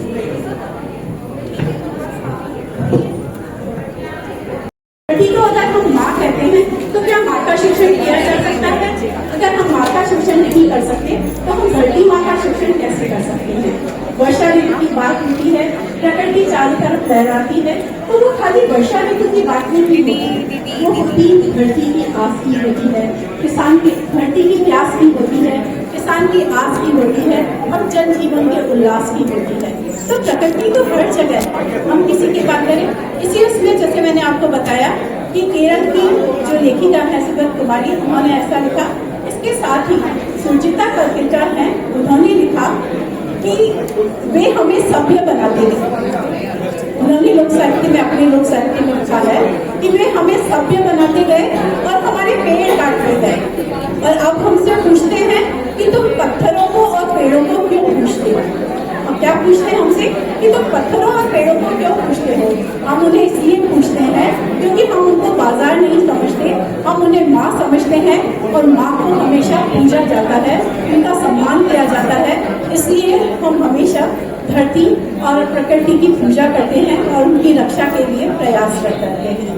प्रकृति का हमारे जीवन से जो महत्व है वो केवल पशु पक्षी, नदी नाले यहाँ तक सीमित करना नहीं होगा।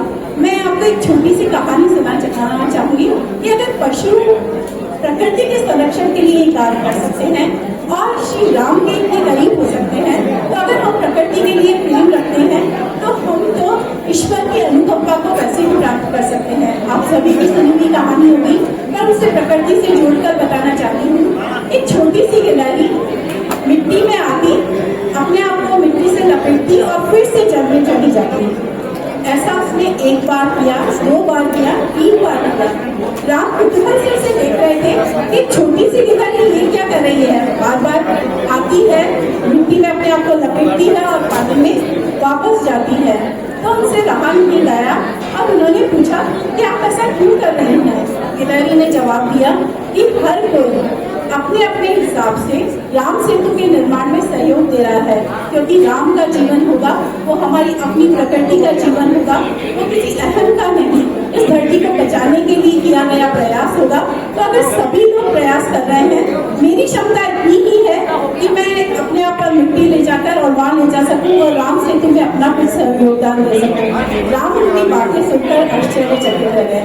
अगर छोटी सी गिलहरी प्रकृति और समाज में अपना योगदान दे सकती है तो हमें तो अपनी प्रकृति को बचाने के लिए, हमें अपनी धरती को बचाने के लिए, जो हमारे लिए धरती नहीं है, हमारी माँ है, हमें अपनी नदी को बचाने के लिए, जो न केवल हमें जीवन देती है, हमें स्नेह और न जाने कितने रंगीन सपने देती है, हमें उस वृक्ष को बचाने के लिए जो न केवल हमें फलदार पेड़ देता है। जब भी आप वृक्षों के पास जाएं तो आपको ऐसा लगेगा कि आपके लिए पूरी की पूरी 56 भोग की थाली रख गई हो। कहीं अंगूर होते हैं, कहीं आम होते हैं, न केवल फलदार पौधे बल्कि दूसरे पौधे भी हमें छाया और स्नेह तो देते ही हैं। इसलिए बहुत जरूरी है कि प्रकृति की सुरक्षा हो, और उसके लिए लोक साहित्य में हम जितना ज़्यादा उन्हें महान बताएंगे, जितना ज़्यादा उन्हें ये सुंदर लिखेंगे, तो हमारे लिए उनका दोहन मिलना ही मुश्किल होगा। इसलिए ही कहते हैं अपनी शब्द को। बहुत सुंदर बात कही आपने कि प्रकृति माँ है, और माँ की केवल पूजा नहीं होती है, माँ का ध्यान भी रखना जरूरी है। जो बच्चे बातें कर रहे हैं, एक लास्ट बात उनके लिए, मैं पूरे कार्यक्रम में नहीं कहा, पूरे सत्र के दौरान नहीं कहा कि आप बातें नहीं करें, आप बहुत बातें करें, आप इतनी बातें करें कि एक दिन आप इस मंच पर आकर के यहाँ बैठ करके बातें करें। मैं आपसे ऐसी आशा करती हूँ, आपको ऐसा आशीर्वाद देती हूँ।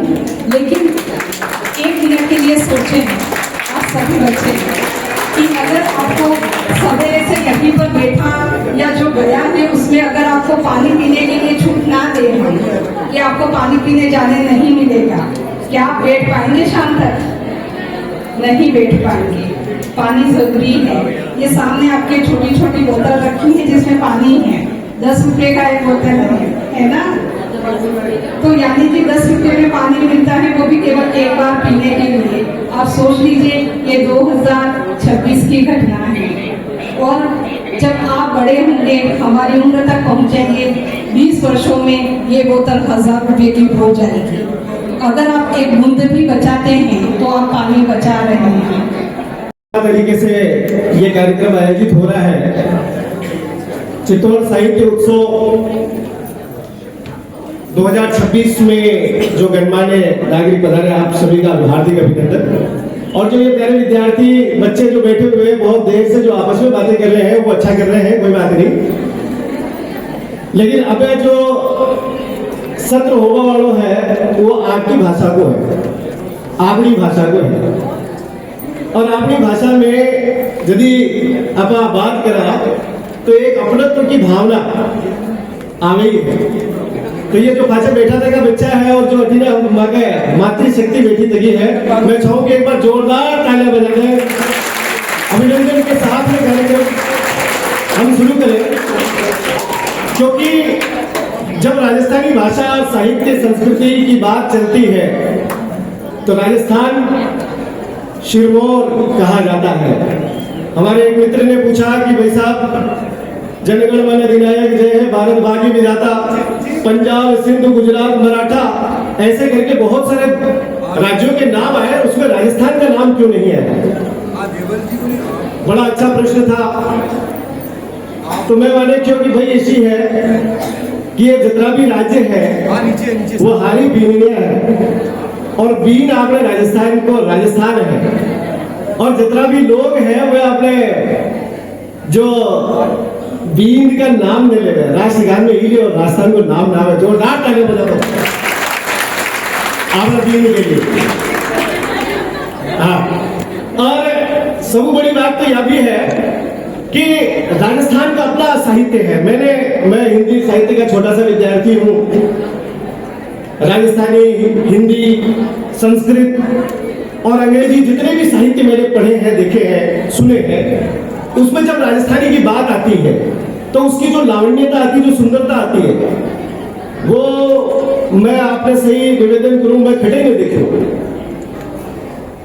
दुर्गादान सिंह गोड़ खेवे मगर वरिष्ठ कवि और कतरी शानदार तरीकों खेवे कि तू अतरी खूब गुणे छे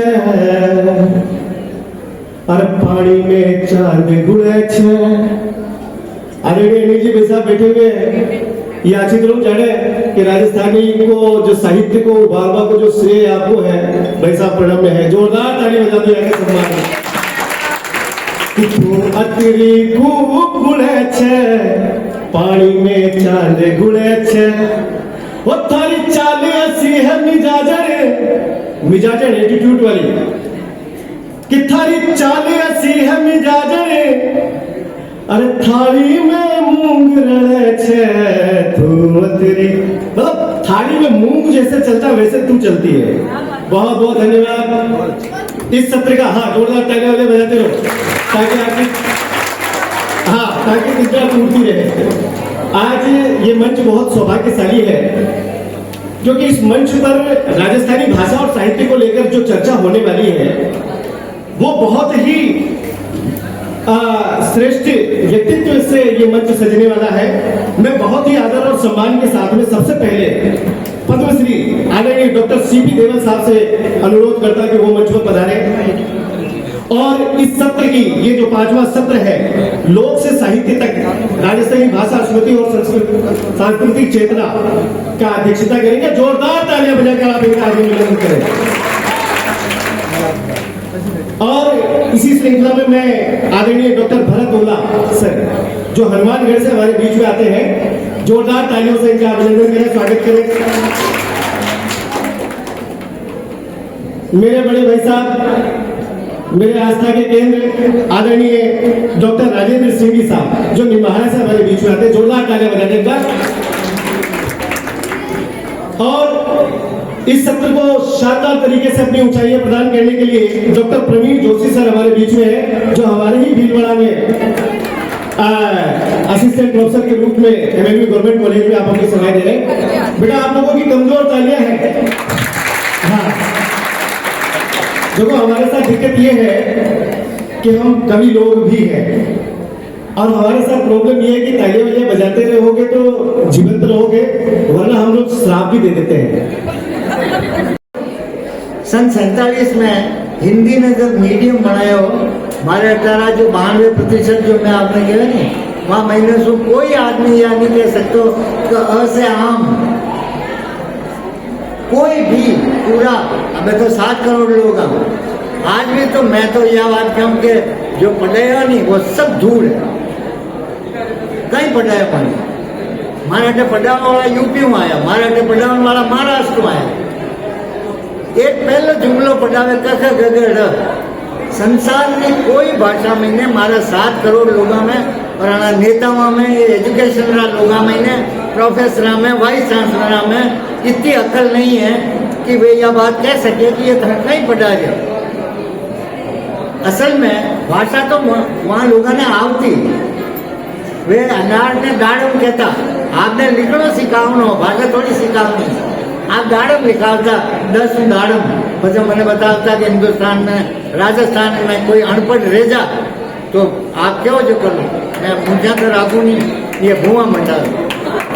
दूसरी बात एक चुनौती और दूँ कि अगला 100 साल तक फिर आप अरबों रुपया खर्च कर दीजिए, अगर कोई दिन मैं तो मर जाऊंगा जीऊंगा को नहीं, पर अगर राजस्थान 7 से रह जा तो हमारे नाम माते थूक भेज नहीं सके, क्योंकि आप रस्तों ही गलत पकड़े हो। आपने जामनो बनारस से बैठा हो, आप अहमदाबाद वाली गाड़ी में आप आज ही उम्र यात्रा करो तो नहीं पूछ सकते।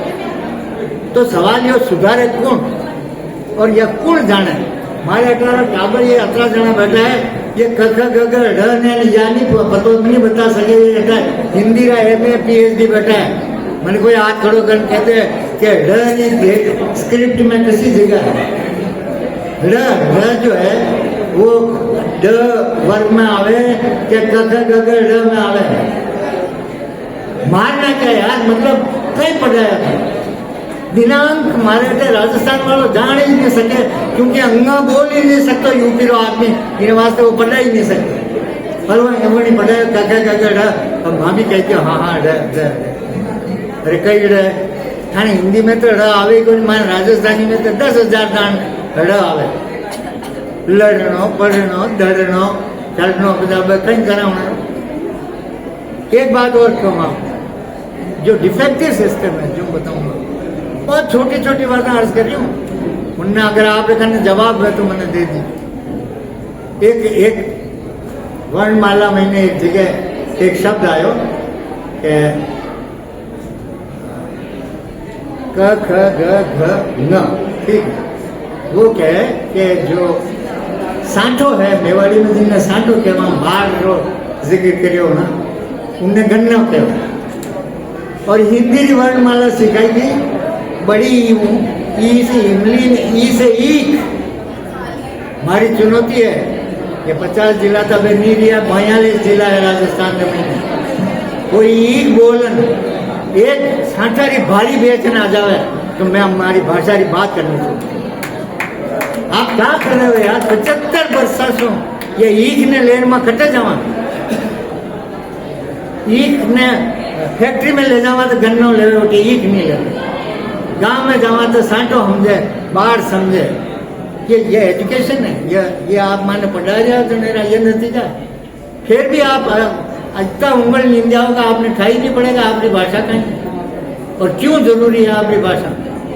आप आपरी जो मोस्ट आपका जो अनुभव है एकदम बे अनुभव, आप इन्हें अलावा बोल ही नहीं सको, भाषाओं ऊपर बदे मौन आवे। तो ये वास्ते हमारा यो कहना जरूरी है कि 75 वर्षा तेरे भी कि रान रोटा मोड़ा लाई के अभी नाड़ के अभी खा ले, अभी देर मत कर। ये 75 वर्ष है तो कोई बात की जरूरत नहीं है। आप अगर चाहा तो काले भाषा खड़ी में जा।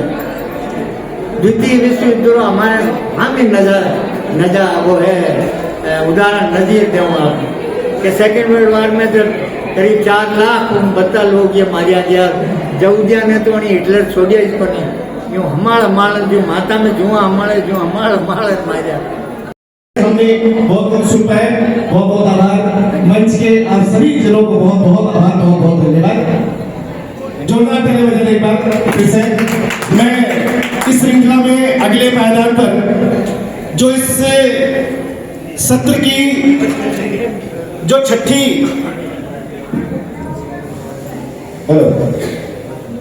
जो छठा सत्र है, इसका जो विषय है संस्कृत भाषा में और संस्कृत का ज्ञान परंपरा और आधुनिक चेतना, इस विषय को बिना किसी औपचारिकता के सीधे शुरू करने के लिए मैं बहुत ही आदर और सम्मान के साथ में मंच पर और इस सत्र की अध्यक्षता करने के लिए बहुत ही आदर और सम्मान के साथ में आदरणीय श्री डॉक्टर महेश दीक्षित साहब, आपसे निवेदन करता हूँ आप मंच पर पधारें। आप श्री कल्ला जी वैदिक विश्वविद्यालय निम्बाहेड़ा में वाइस चांसलर है, जोरदार तालियां एक बार बजा दें आप इनके सम्मान में। इसी श्रृंखला में मैं आदरणीय श्री मुन्ना लाल जी ठाकुर साहब जो चित्तौड़ से पधारे हैं, आपसे निवेदन करता हूँ आप मंच पर पधारें। बेटा आप लोग जोरदार तालियां बजा दें, क्योंकि जिस विषय को हम लोग इस सत्र में कहने जा रहे हैं वो बड़ा गंभीर विषय है। इसी श्रृंखला में मैं बहुत आदर और सम्मान के साथ में महिला सशक्तिकरण और मातृशक्ति का प्रतिनिधित्व करने के लिए श्रीमती मुखर कविता जी हमारे बीच में है, इनके सम्मान में जोरदार तालियां बजा दें। मैं स्वयं डॉक्टर अवधेश कुमार जौहरी आप सभी की सेवा में कोऑर्डिनेशन के तौर पर मैं हूँ यहाँ पर। मैं अतिथि देवो भव की अवधारणा को पूर्ण करने के लिए आदरणीय अनिल जी सक्सेना साहब से निवेदन करता हूँ आप मंच पर पधारें। शासक भैया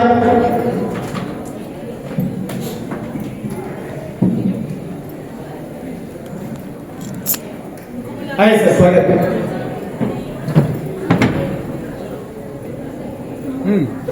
सबसे पहले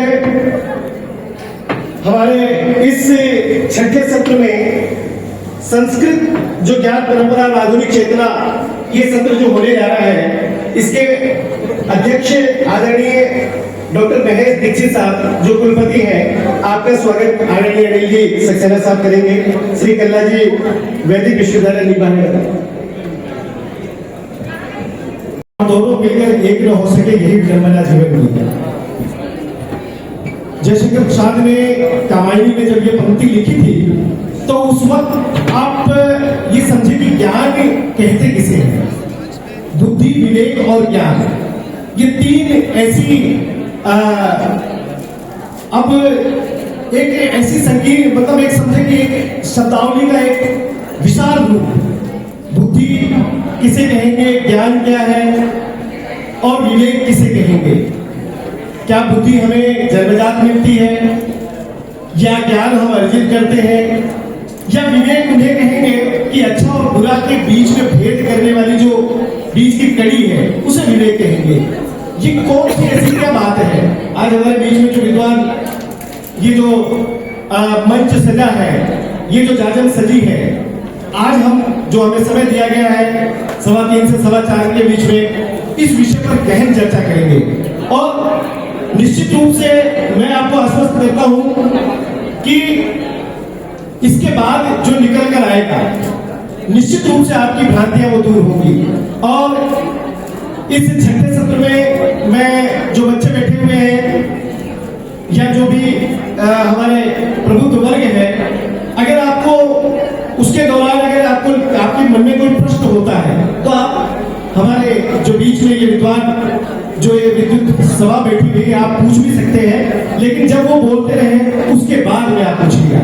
मैं बहुत ही आदर और सम्मान के साथ में सबसे पहले आदरणीय श्री डॉक्टर गोविंद गुप्ता जी साहब जो लखीमपुर से आए हैं, ज्ञान परंपरा के बीच में ज्ञान परंपरा क्या है, ज्ञान परंपरा कहते किसे हैं, या इसके बारे में हम और क्या बात कर सकते हैं, इस सभ्यता और संस्कृति को कैसे जीवित रखा जा सके, कैसे आगे बढ़ाया जा सके, मैं आपसे निवेदन करता हूं सर इस विषय पर आप थोड़ा प्रकाश डालें। बेटा जोरदार तालियां बजा दें आप एक बार।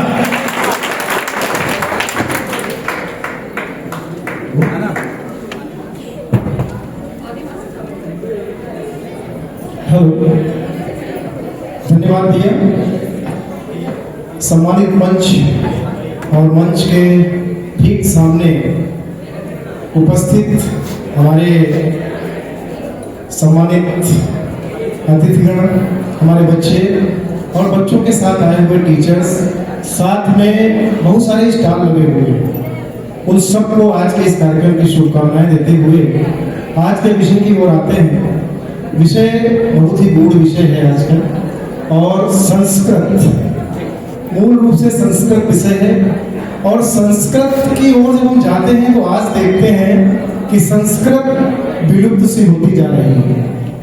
संस्कृति के लिए हम लोग चिंता कर रहे हैं लेकिन संस्कृत की चिंता नहीं कर रहे हैं, जबकि मूल रूप से जब हम देखेंगे हमारे सारे ग्रंथ संस्कृत भाषा में ही लिखे गए हैं, चाहे वो वेद हो, चाहे पुराण हो, चाहे वाल्मीकि रामायण हो, जितने भी ग्रंथ हैं उन सबको संस्कृत में ही लिखा गया हमारे ऋषियों मुनियों के द्वारा।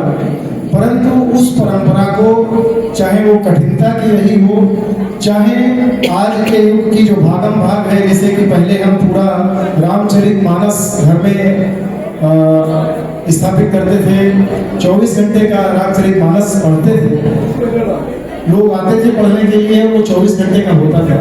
धीरे धीरे हम सुंदरकांड की ओर आ गए कि अब हम मात्र 2 घंटे के सुंदरकांड में उसको समाप्त करना चाहते हैं और पूरा लाभ लेना चाहते हैं। आज संस्कृत की भी यही स्थिति धीरे धीरे आ रही है। संस्कृत कोई भी पढ़ना नहीं चाहता है। संस्कृत में ग्रंथ लिखे हैं इसलिए हम उन ग्रंथों का अध्ययन नहीं कर पा रहे हैं। सारे ग्रंथ, अब उन ग्रंथों को हम सरल नहीं कर पाए, ये हमारी कमी है। हमको उन ग्रंथों को यदि हम संस्कृत में हैं तो उनको हमें अपनी अपनी भाषा में भी लाना चाहिए सामने, जिससे कि जो हमारे आने वाली पीढ़ी है उन संस्कृत के ग्रंथों में लिखे हुए वाक्यों को, सद्वाक्यों को, या जो हमारे लिए ज्ञान दिया गया है उसको भी वो अध्ययन कर सके और अपनी संस्कृति को आगे बढ़ा सके। कृपया मंच पर आसन ग्रहण करें। और साथ ही मैं पत्रकार श्री निशान मिश्रा जी को भी आमंत्रित करती हूँ कि वो पधारें और आज के इस कार्यक्रम में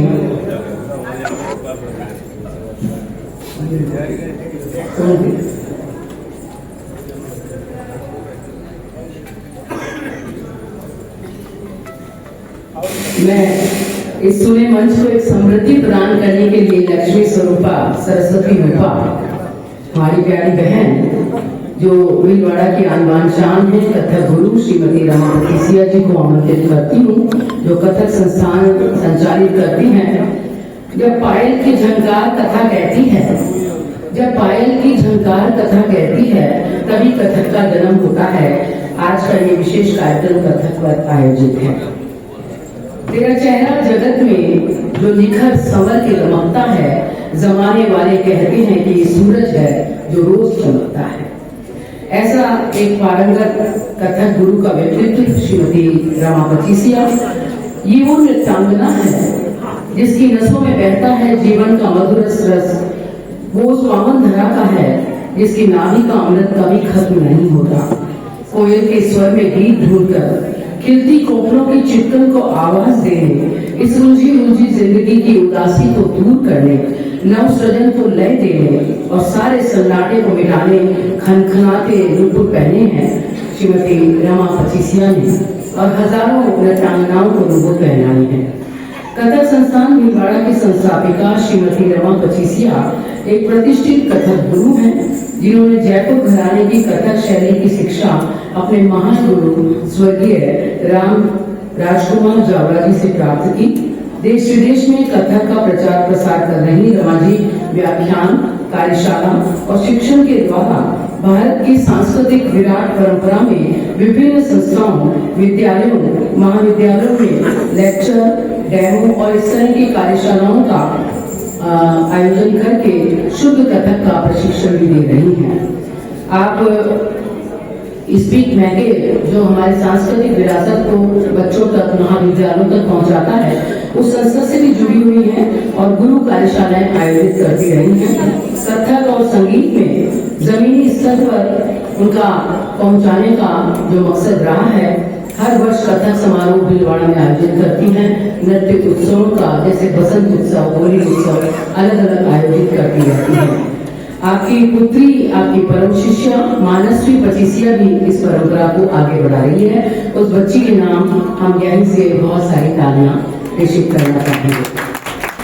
डॉक्टर कन्हैयालाल सेठिया की प्रसिद्ध रचना जो महाराणा प्रताप पर आधारित है, पाथल और पिथल, उसकी प्रस्तुति से आपको विशेष पहचान मिली है। विश्व शांति सम्मेलन स्लोवाकिया में समंदर खान मंगलियान के साथ आपकी प्रस्तुतियां रही हैं।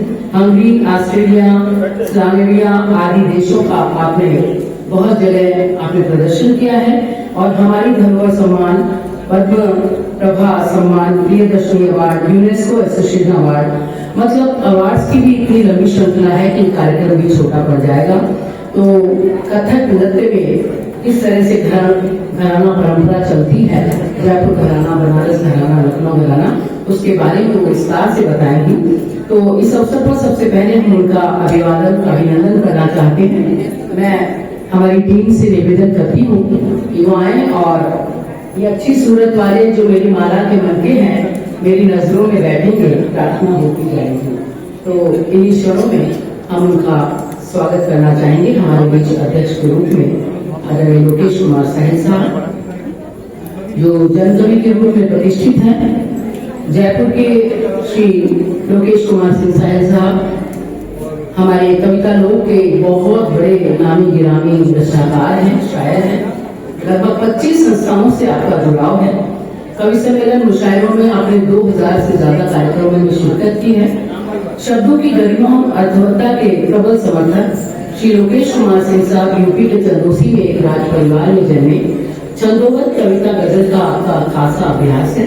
दोहा, माइना, धनाक्षरी, कुंडलियां, मुक्तक, आला, गजल, गीत सब कुछ आपने लिखा है कविता की विधा में।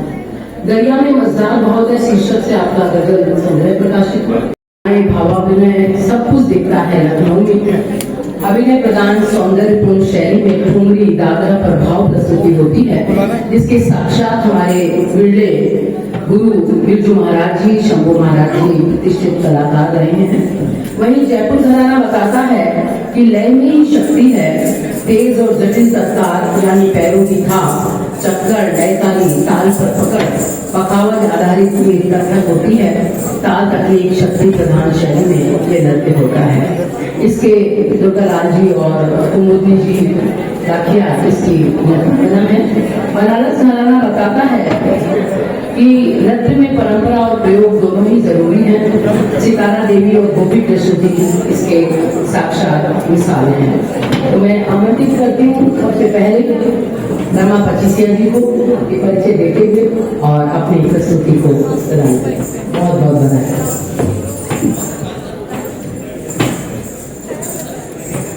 रमा पचीसिया अपने माता पिता और अपने गुरु पंडित राजकुमार चंद्र जी को प्रणाम करते हुए, माँ वाग देवी को प्रणाम करते हुए, इस मंच को प्रणाम करते हुए मंच की अध्यक्षता कर रहे हैं और हमारे गुरुतुल्य गुरुजनों का भी मैं हृदय से प्रणाम मेरा स्वीकार करें। और एक आग्रह और करूंगी कि हमने अभी भारतीय ज्ञान परंपरा की बात की, तो कथक भी उसी में से एक है, बहुत पुराना, मंदिरों से सिर्फ अपने इष्ट को रिझाने के लिए उसके सामने नाचा जाता था। तो थोड़ी देर के लिए ये मंच मंदिर के समान होगा और आप लोग भक्त के समान। तो मेरी गुरुजी से निवेदन रहेगा कि आपको जूते बाहर खोलने पड़ेंगे, अब ये मंदिर बन गए। हाँ, ये तो बहुत अच्छा होगा अगर आप देख पाएंगे इसे। हमारे लिए इतने मायने नहीं रखते। जब कथक को समझना होता है, कथक को एक लाइन में या एक पंक्ति में कहा जाए तो कथा कहे सो कथक कहा।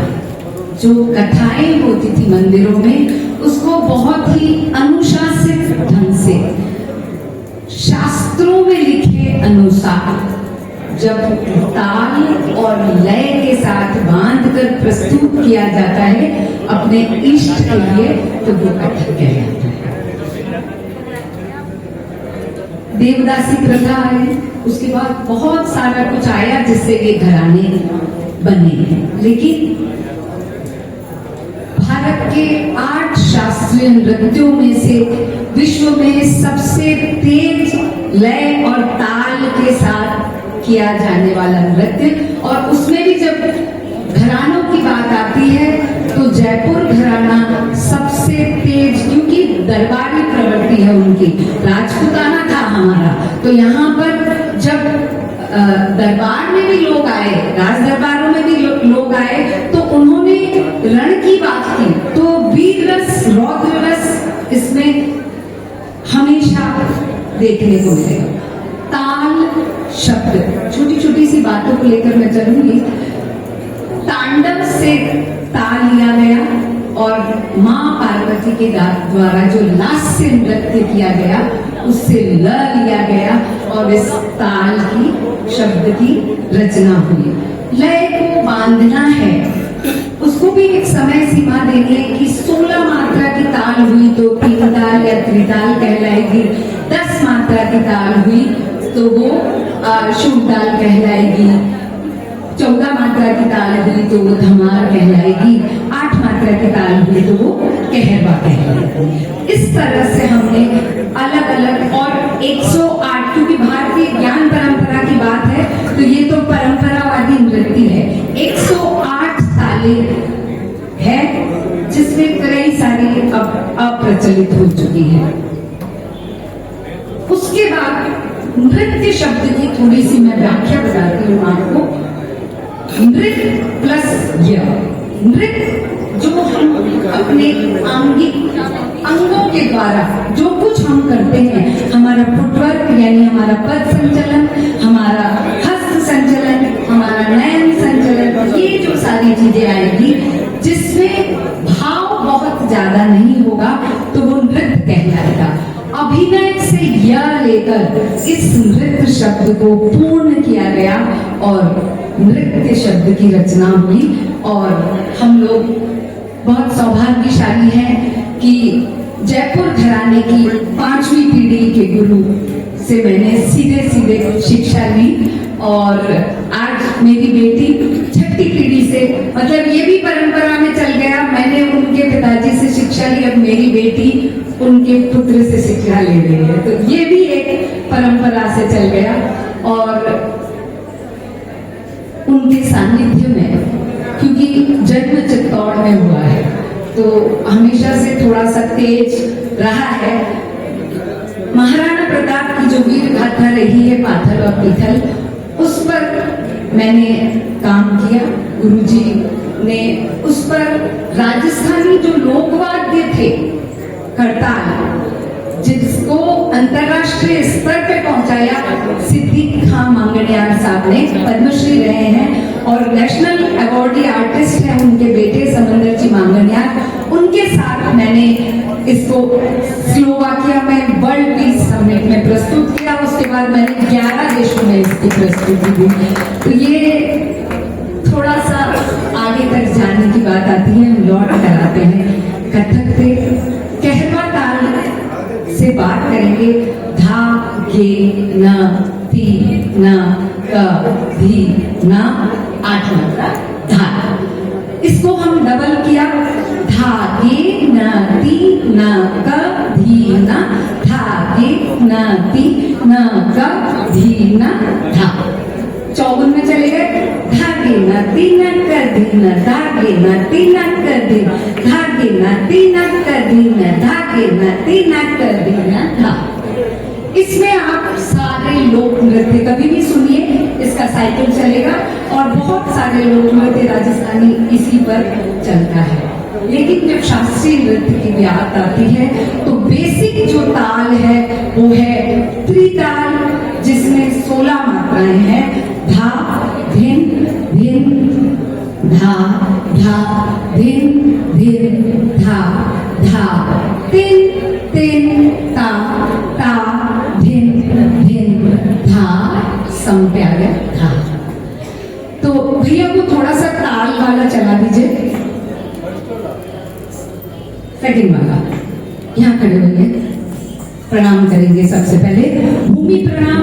हम धा धा धिन धिन धा धा, तिन तिन ता ता धिन धिन धा, तक धा धिन धिन धा धा धिन धिन धा धा, तिन तिन सा सा धिन धिन धिन धा धा तिन धा।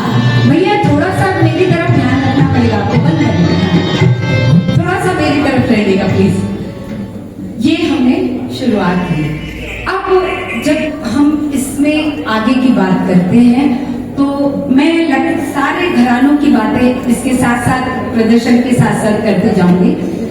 थाट खड़े होने का अपना अंदाज, आमद फारसी भाषा से हमारे यहाँ आया, यानी जब मुगल हमारे देश में आए तो जयपुर घराना दरबारी रहा पूरा, लेकिन बनारस घराने से कुछ लोग जो बिरजू महाराज के फोरफादर्स थे वो लखनऊ चले गए और वाजिद अली शाह के दरबार में उन्होंने दरबारी की, वो दरबारी नर्तक हुए वहां के। तो जो हमारा प्रणाम था, ऐसा कुछ हो सकता है कि यहाँ पर स्टैंडिंग माइक आ जाए, कुछ नहीं हो सकता? ओके, ठीक है, नो प्रॉब्लम। तो वो जो हमारी प्रणाम, कैसे प्रणाम करेंगे, प्रणाम करिए एक बार ऐसा, हाँ, हाथ जोड़ के जो ये हम अंजलि मुद्रा बनाते थे, संयुक्त मुद्रा, उससे ये मुगल काल में इसमें तब्दील हुए।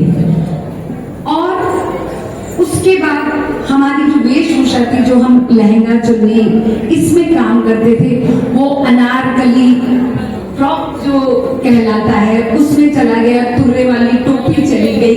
उस तरह से थोड़ा सा वहाँ नवाबों वाला जो नजाकत थी, तो वहां पर जो भी काम किया गया वो बहुत नजाकत के साथ, उसमें वो तेजी आपको देखने को नहीं मिलेगी जो जयपुर घराने में आपको देखने को मिलेगी। वो बहुत नजाकत के साथ गजलों पे और ऐसी सुफियाना, जिसको कहते हैं, सुफी होता कुछ नहीं है लेकिन हमने एक नाम दिया है, तो वो उसको लेकर आगे बढ़े।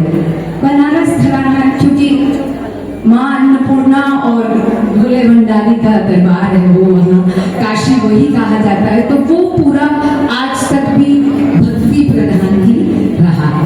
एक घराना और है जिस उसके लोग बहुत कम बचे हैं, इसलिए उसकी बात इतनी नहीं की जाती, पर चूंकि मैं कथक की विद्यार्थी हूँ तो उस घराने को नहीं छोड़ सकती। छत्तीसगढ़ में रायगढ़ घराना एक और घराना है जो महाराजा चक्रधर सिंह ने इसके आगे बढ़ने के बहुत काम किए और अब इसके भी नर्तक आगे आ जा रहे हैं और हर वर्ष महाराजा चक्रधर सिंह कथक समारोह वहाँ आयोजित होने लगे। ये 4 घरानों की बात हुई, मैंने आपको मोटे तौर पे समझाया कि ये कैसा है। इसके बाद हम बात करते हैं अभिनय। अभिनय भरत मुनि के नाट्य शास्त्र से हमारे को ये पढ़ना ही होता है, क्योंकि यहाँ मुद्राओं की बात होगी, यहाँ हस्तकों की बात होगी। जो हथेली तक बनेगा वो मुद्राएं कहलाएगी, जो पूरे हाथ से बनेगा वो हस्तक कहलाएगा। अब मुद्राएं संयुक्त मुद्रा, असंयुक्त मुद्रा। संयुक्त मुद्रा दोनों हाथों से बनेगी, असंयुक्त मुद्रा एक हाथ से बनेगी। और भरत मुनि के नाट्य शास्त्र में जब आप बात करते हैं, अगर हम कृष्ण की बात करेंगे तो ये मयूर मुद्रा है और ये अलाल मुद्रा, इससे हम कृष्ण को दर्शा रहे हैं। एक हाथ से हमने उनका मोर मुकुट बना दिया, एक हाथ से उन्होंने बांसुरी पकड़ ली। इस तरह से बहुत सारी मुद्राओं को हम काम में लेते हैं। तो ये भव्य सिन्हा है, आपको 6 वर्ष की इसकी उम्र है। आपको कुछ मुद्राएं ये बनाकर अभी आपके सामने बताएंगे। संयुक्त मुद्रा, संयुक्त दोनों हाथ। अंजलि कपोता कर्कट स्वास्ति डोला पुष्पपोट ओशम शिवलिंग कटकावर्धन करते स्वस्तिक चाखट श्याम चाद्र सांस्कृतिक उन्नयन के लिए, लोगों को जगाने के लिए, फिर भी इनको दुख है कि लोग कितने जाग पाए हैं, पर ये शुरुआत की है, तीसरा कार्यक्रम है। इस गोष्ठी में हमारे साथीगण हैं और आदरणीय संयोग से व्यास साहब हैं। व्यास साहब वाली गोष्ठी कल हमारे बाहर के साथियों की है, इसी टाइम में इसी जगह पे। और आदरणीय निशांत जी, आदरणीय साहिल साहब, आप सबको, और विशेष कविता के प्रति निष्ठा देखिए आप आदरणीय जानी साहब की। जानी साहब ने कार्यक्रम मांगा और ठीक 6 बजे अपने बच्चे को लेकर के आप इस काव्य गोष्ठी में, इस काव्य गोष्ठी को सुनने के लिए उन्होंने मुझे कहा था कि मैं काव्य गोष्ठी को सुनना चाहता हूँ। आप पधारे हैं, आप सबका, और हमारे वरिष्ठ नागरिक मंच के सकलीकर जी पधार रहे हैं। आप सबका मैं स्वागत अभिनंदन करता हूँ, आपको नमन करता हूँ। चंद पंक्तियाँ माँ सरस्वती के श्री चरणों में समर्पित करता हूँ। वीणावादिनी पुस्तकधारिणी हम सबको राह दिखाओ माँ। वीणावादिनी पुस्तकधारिणी हम सबको राह दिखाओ माँ। सब विघ्न व्याधि को दूर करो, कर्कशता मन का मेल हरो। निर्मल बुद्धि मृदु भाव भरो, यह कृपा वृष्टि बरसाओ माँ। वीणावादिनी पुस्तकधारिणी हम सबको राह दिखाओ माँ। एक निवेदन किया है, हिंदी के कलमकार बैठे हैं और कलमकार मंच के आदरणीय निशांत जी बैठे हैं। हम गाएं गूंज उठे हिंदी, हम गाएं गूंज उठे हिंदी, हम गाएं गूंज उठे हिंदी, रहे युगों युगों तक यह जिंदी। भारत माँ के बाल की बिंदी, हक इसका इसे दिलाओ माँ। वीणावादिनी पुस्तकधारिणी हम सबको राह दिखाओ माँ। सोतों को, अनिल जी ने बार बार ये कहा है, इसका उद्देश्य ये भी है, सोतों को हम है जगा पावे, भटके हुओं को राह पर लावे। सोतों को हम है जगा पावे, भटके हुओं को राह पर लावे। नित राष्ट्र धर्म के पद गावे, ऐसी रसदार बहाओ माँ।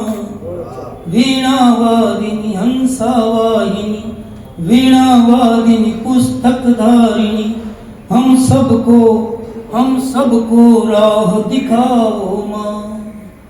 अंतिम आप सबकी ओर से निवेदन किया है कि हम पीड़ित की जुबान बने, हम पीड़ित की जुबान बने, हम निर्धन का सम्मान बने, हम वीरों का स्वाभिमान बने। इतना सा धर्म बचाओ माँ, वीणावादिनी पुस्तक धारिणी, वीणावादिनी पुस्तक धारिणी, हम सबको राह दिखाओ माँ, हम सबको राह दिखाओ माँ, हम सबको राह दिखाओ माँ। मेरे पास में आम लोगों को भी करे शिक्षित, आम लोगों को भी करे शिक्षित, रहनुमाओं से भी करे संवाद, कैसे रखे अरावली आबाद। और ये भी समाचार रोज के अखबारों में टीवी में सुनते हैं कि पेड़ कट गए पेड़ जब पहाड़ों से, कट गए पेड़ जब पहाड़ों के, कट गए पेड़ जब पहाड़ों के, कोई तरकीब हम करें इजाद, कैसे रखें अरावली आबाद। कट गए पेड़ जब पहाड़ों के, शेर बस्ती में घूमते आजाद। कट गए पेड़ जब पहाड़ों के, शेर बस्ती में घूमते आजाद। ये फजाएं जो खूबसूरत हैं, ये फजाएं जो खूबसूरत हैं, इन फजाओं को मत करो बर्बाद, कैसे रखें अरावली आबाद। एक मतलब दो तीन शेर और में जाने कैसी दूरी थी, मेरा अंतर घट प्यासा था, तेरी अपनी मजबूरी थी। पनघट पर प्यासा मर जाऊं, पनघट पर प्यासा मर जाऊं, क्या ये तेरी भूल नहीं है, पथ में कोई भूल नहीं है, चंदन वाली भूल नहीं है। कैसे पाँव बढ़ाऊं आगे, जब मौसम अनुकूल नहीं है, पथ में कोई भूल नहीं है। आगे बढ़ाता हूँ गीत को। आप सिमली देखिएगा कि अपनों ने आघात दिए जो, अपनों ने आघात दिए, बच्चों के जैसे पाले हैं। अपनों ने आघात दिए जो, बच्चों के जैसे पाले हैं। समझो जितने गीत लिखे हैं, उतने ही मन पर छाले। अपनों ने आघात दिए जो, बच्चों के जैसे पाले हैं। समझो जितने गीत लिखे हैं, उतने ही मन पर छाले। सीधा सीने में धस जाए, सीधा सीने में धस जाए, ऐसा कोई शुभ नहीं है, पथ में कोई भूल नहीं है, चंदन वाली धूल नहीं है। कैसे पाँव बढ़ाऊं आगे, जब मौसम नहीं है, पथ में कोई भूल नहीं। अंतिम है, पाने को हम संभल यारो, सुरे नालायक। पाने को हम संभल यारो, संबंधों के पीछे भाग। पाने को हम संभल यारो, संबंधों के पीछे भागे। एक एक करके टूट गए सब, कच्चे निकले सारे धागे। पाने को हम संभल यारों, संबंधों के पीछे भागे, एक एक करके टूट गए सब, कच्चे निकले सारे धागे। साहिल को अब मित्र सिखाए, साहिल को अब मित्र सिखाए, नैया है मस्तूल नहीं है, मस्तूल नहीं भूल नहीं है, चंदन वाली धूल नहीं है। कैसे पाँव बढ़ाऊं आगे जब मौसम अनुकूल नहीं है। रमजान में राम और दीपावली में अली है।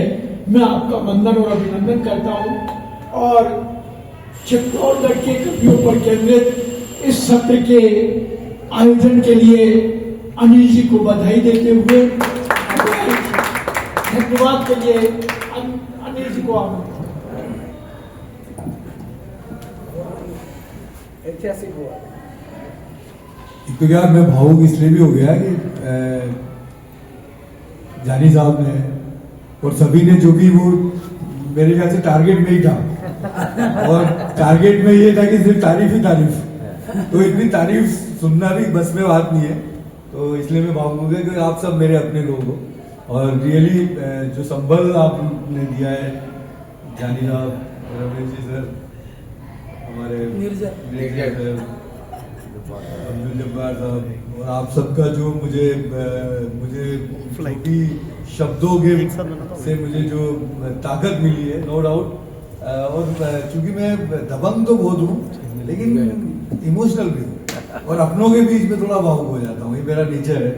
और नो डाउट आप लोग मेरी सब ताकत हो, मैं आप बिल्कुल ये अपना उद्घाटन सर बहुत अच्छा हुआ, हमारे सब सदन नंबर 1 हुए।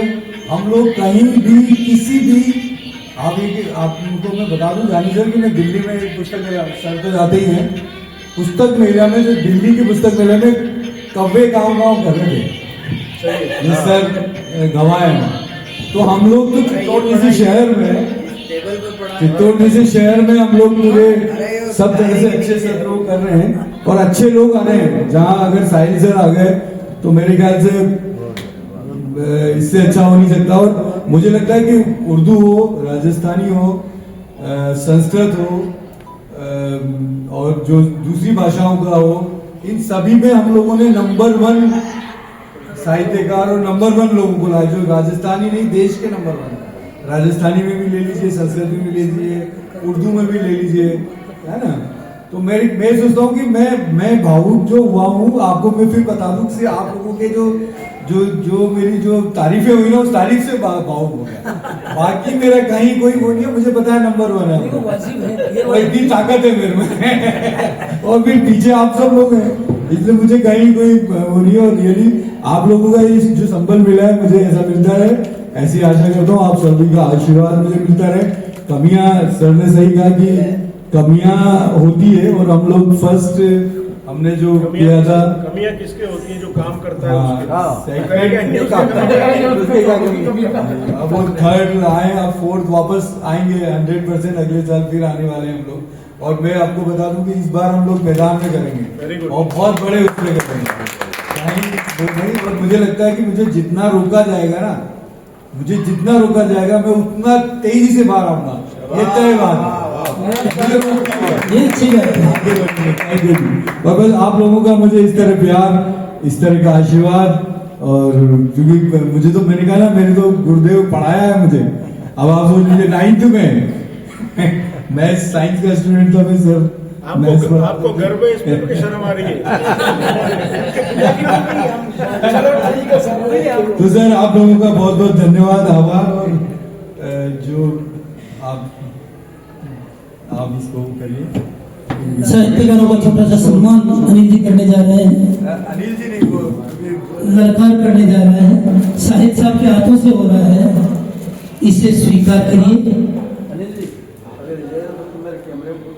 हाँ लीजिए, हर एक ऐसी बात अरे ये तो कुछ नहीं है, आराम से। आप नाम पुकारिए, आप नाम बोलेंगे सर। आदरणीय शिव प्रदूत साहब, आइए आप विराजमान हो, आप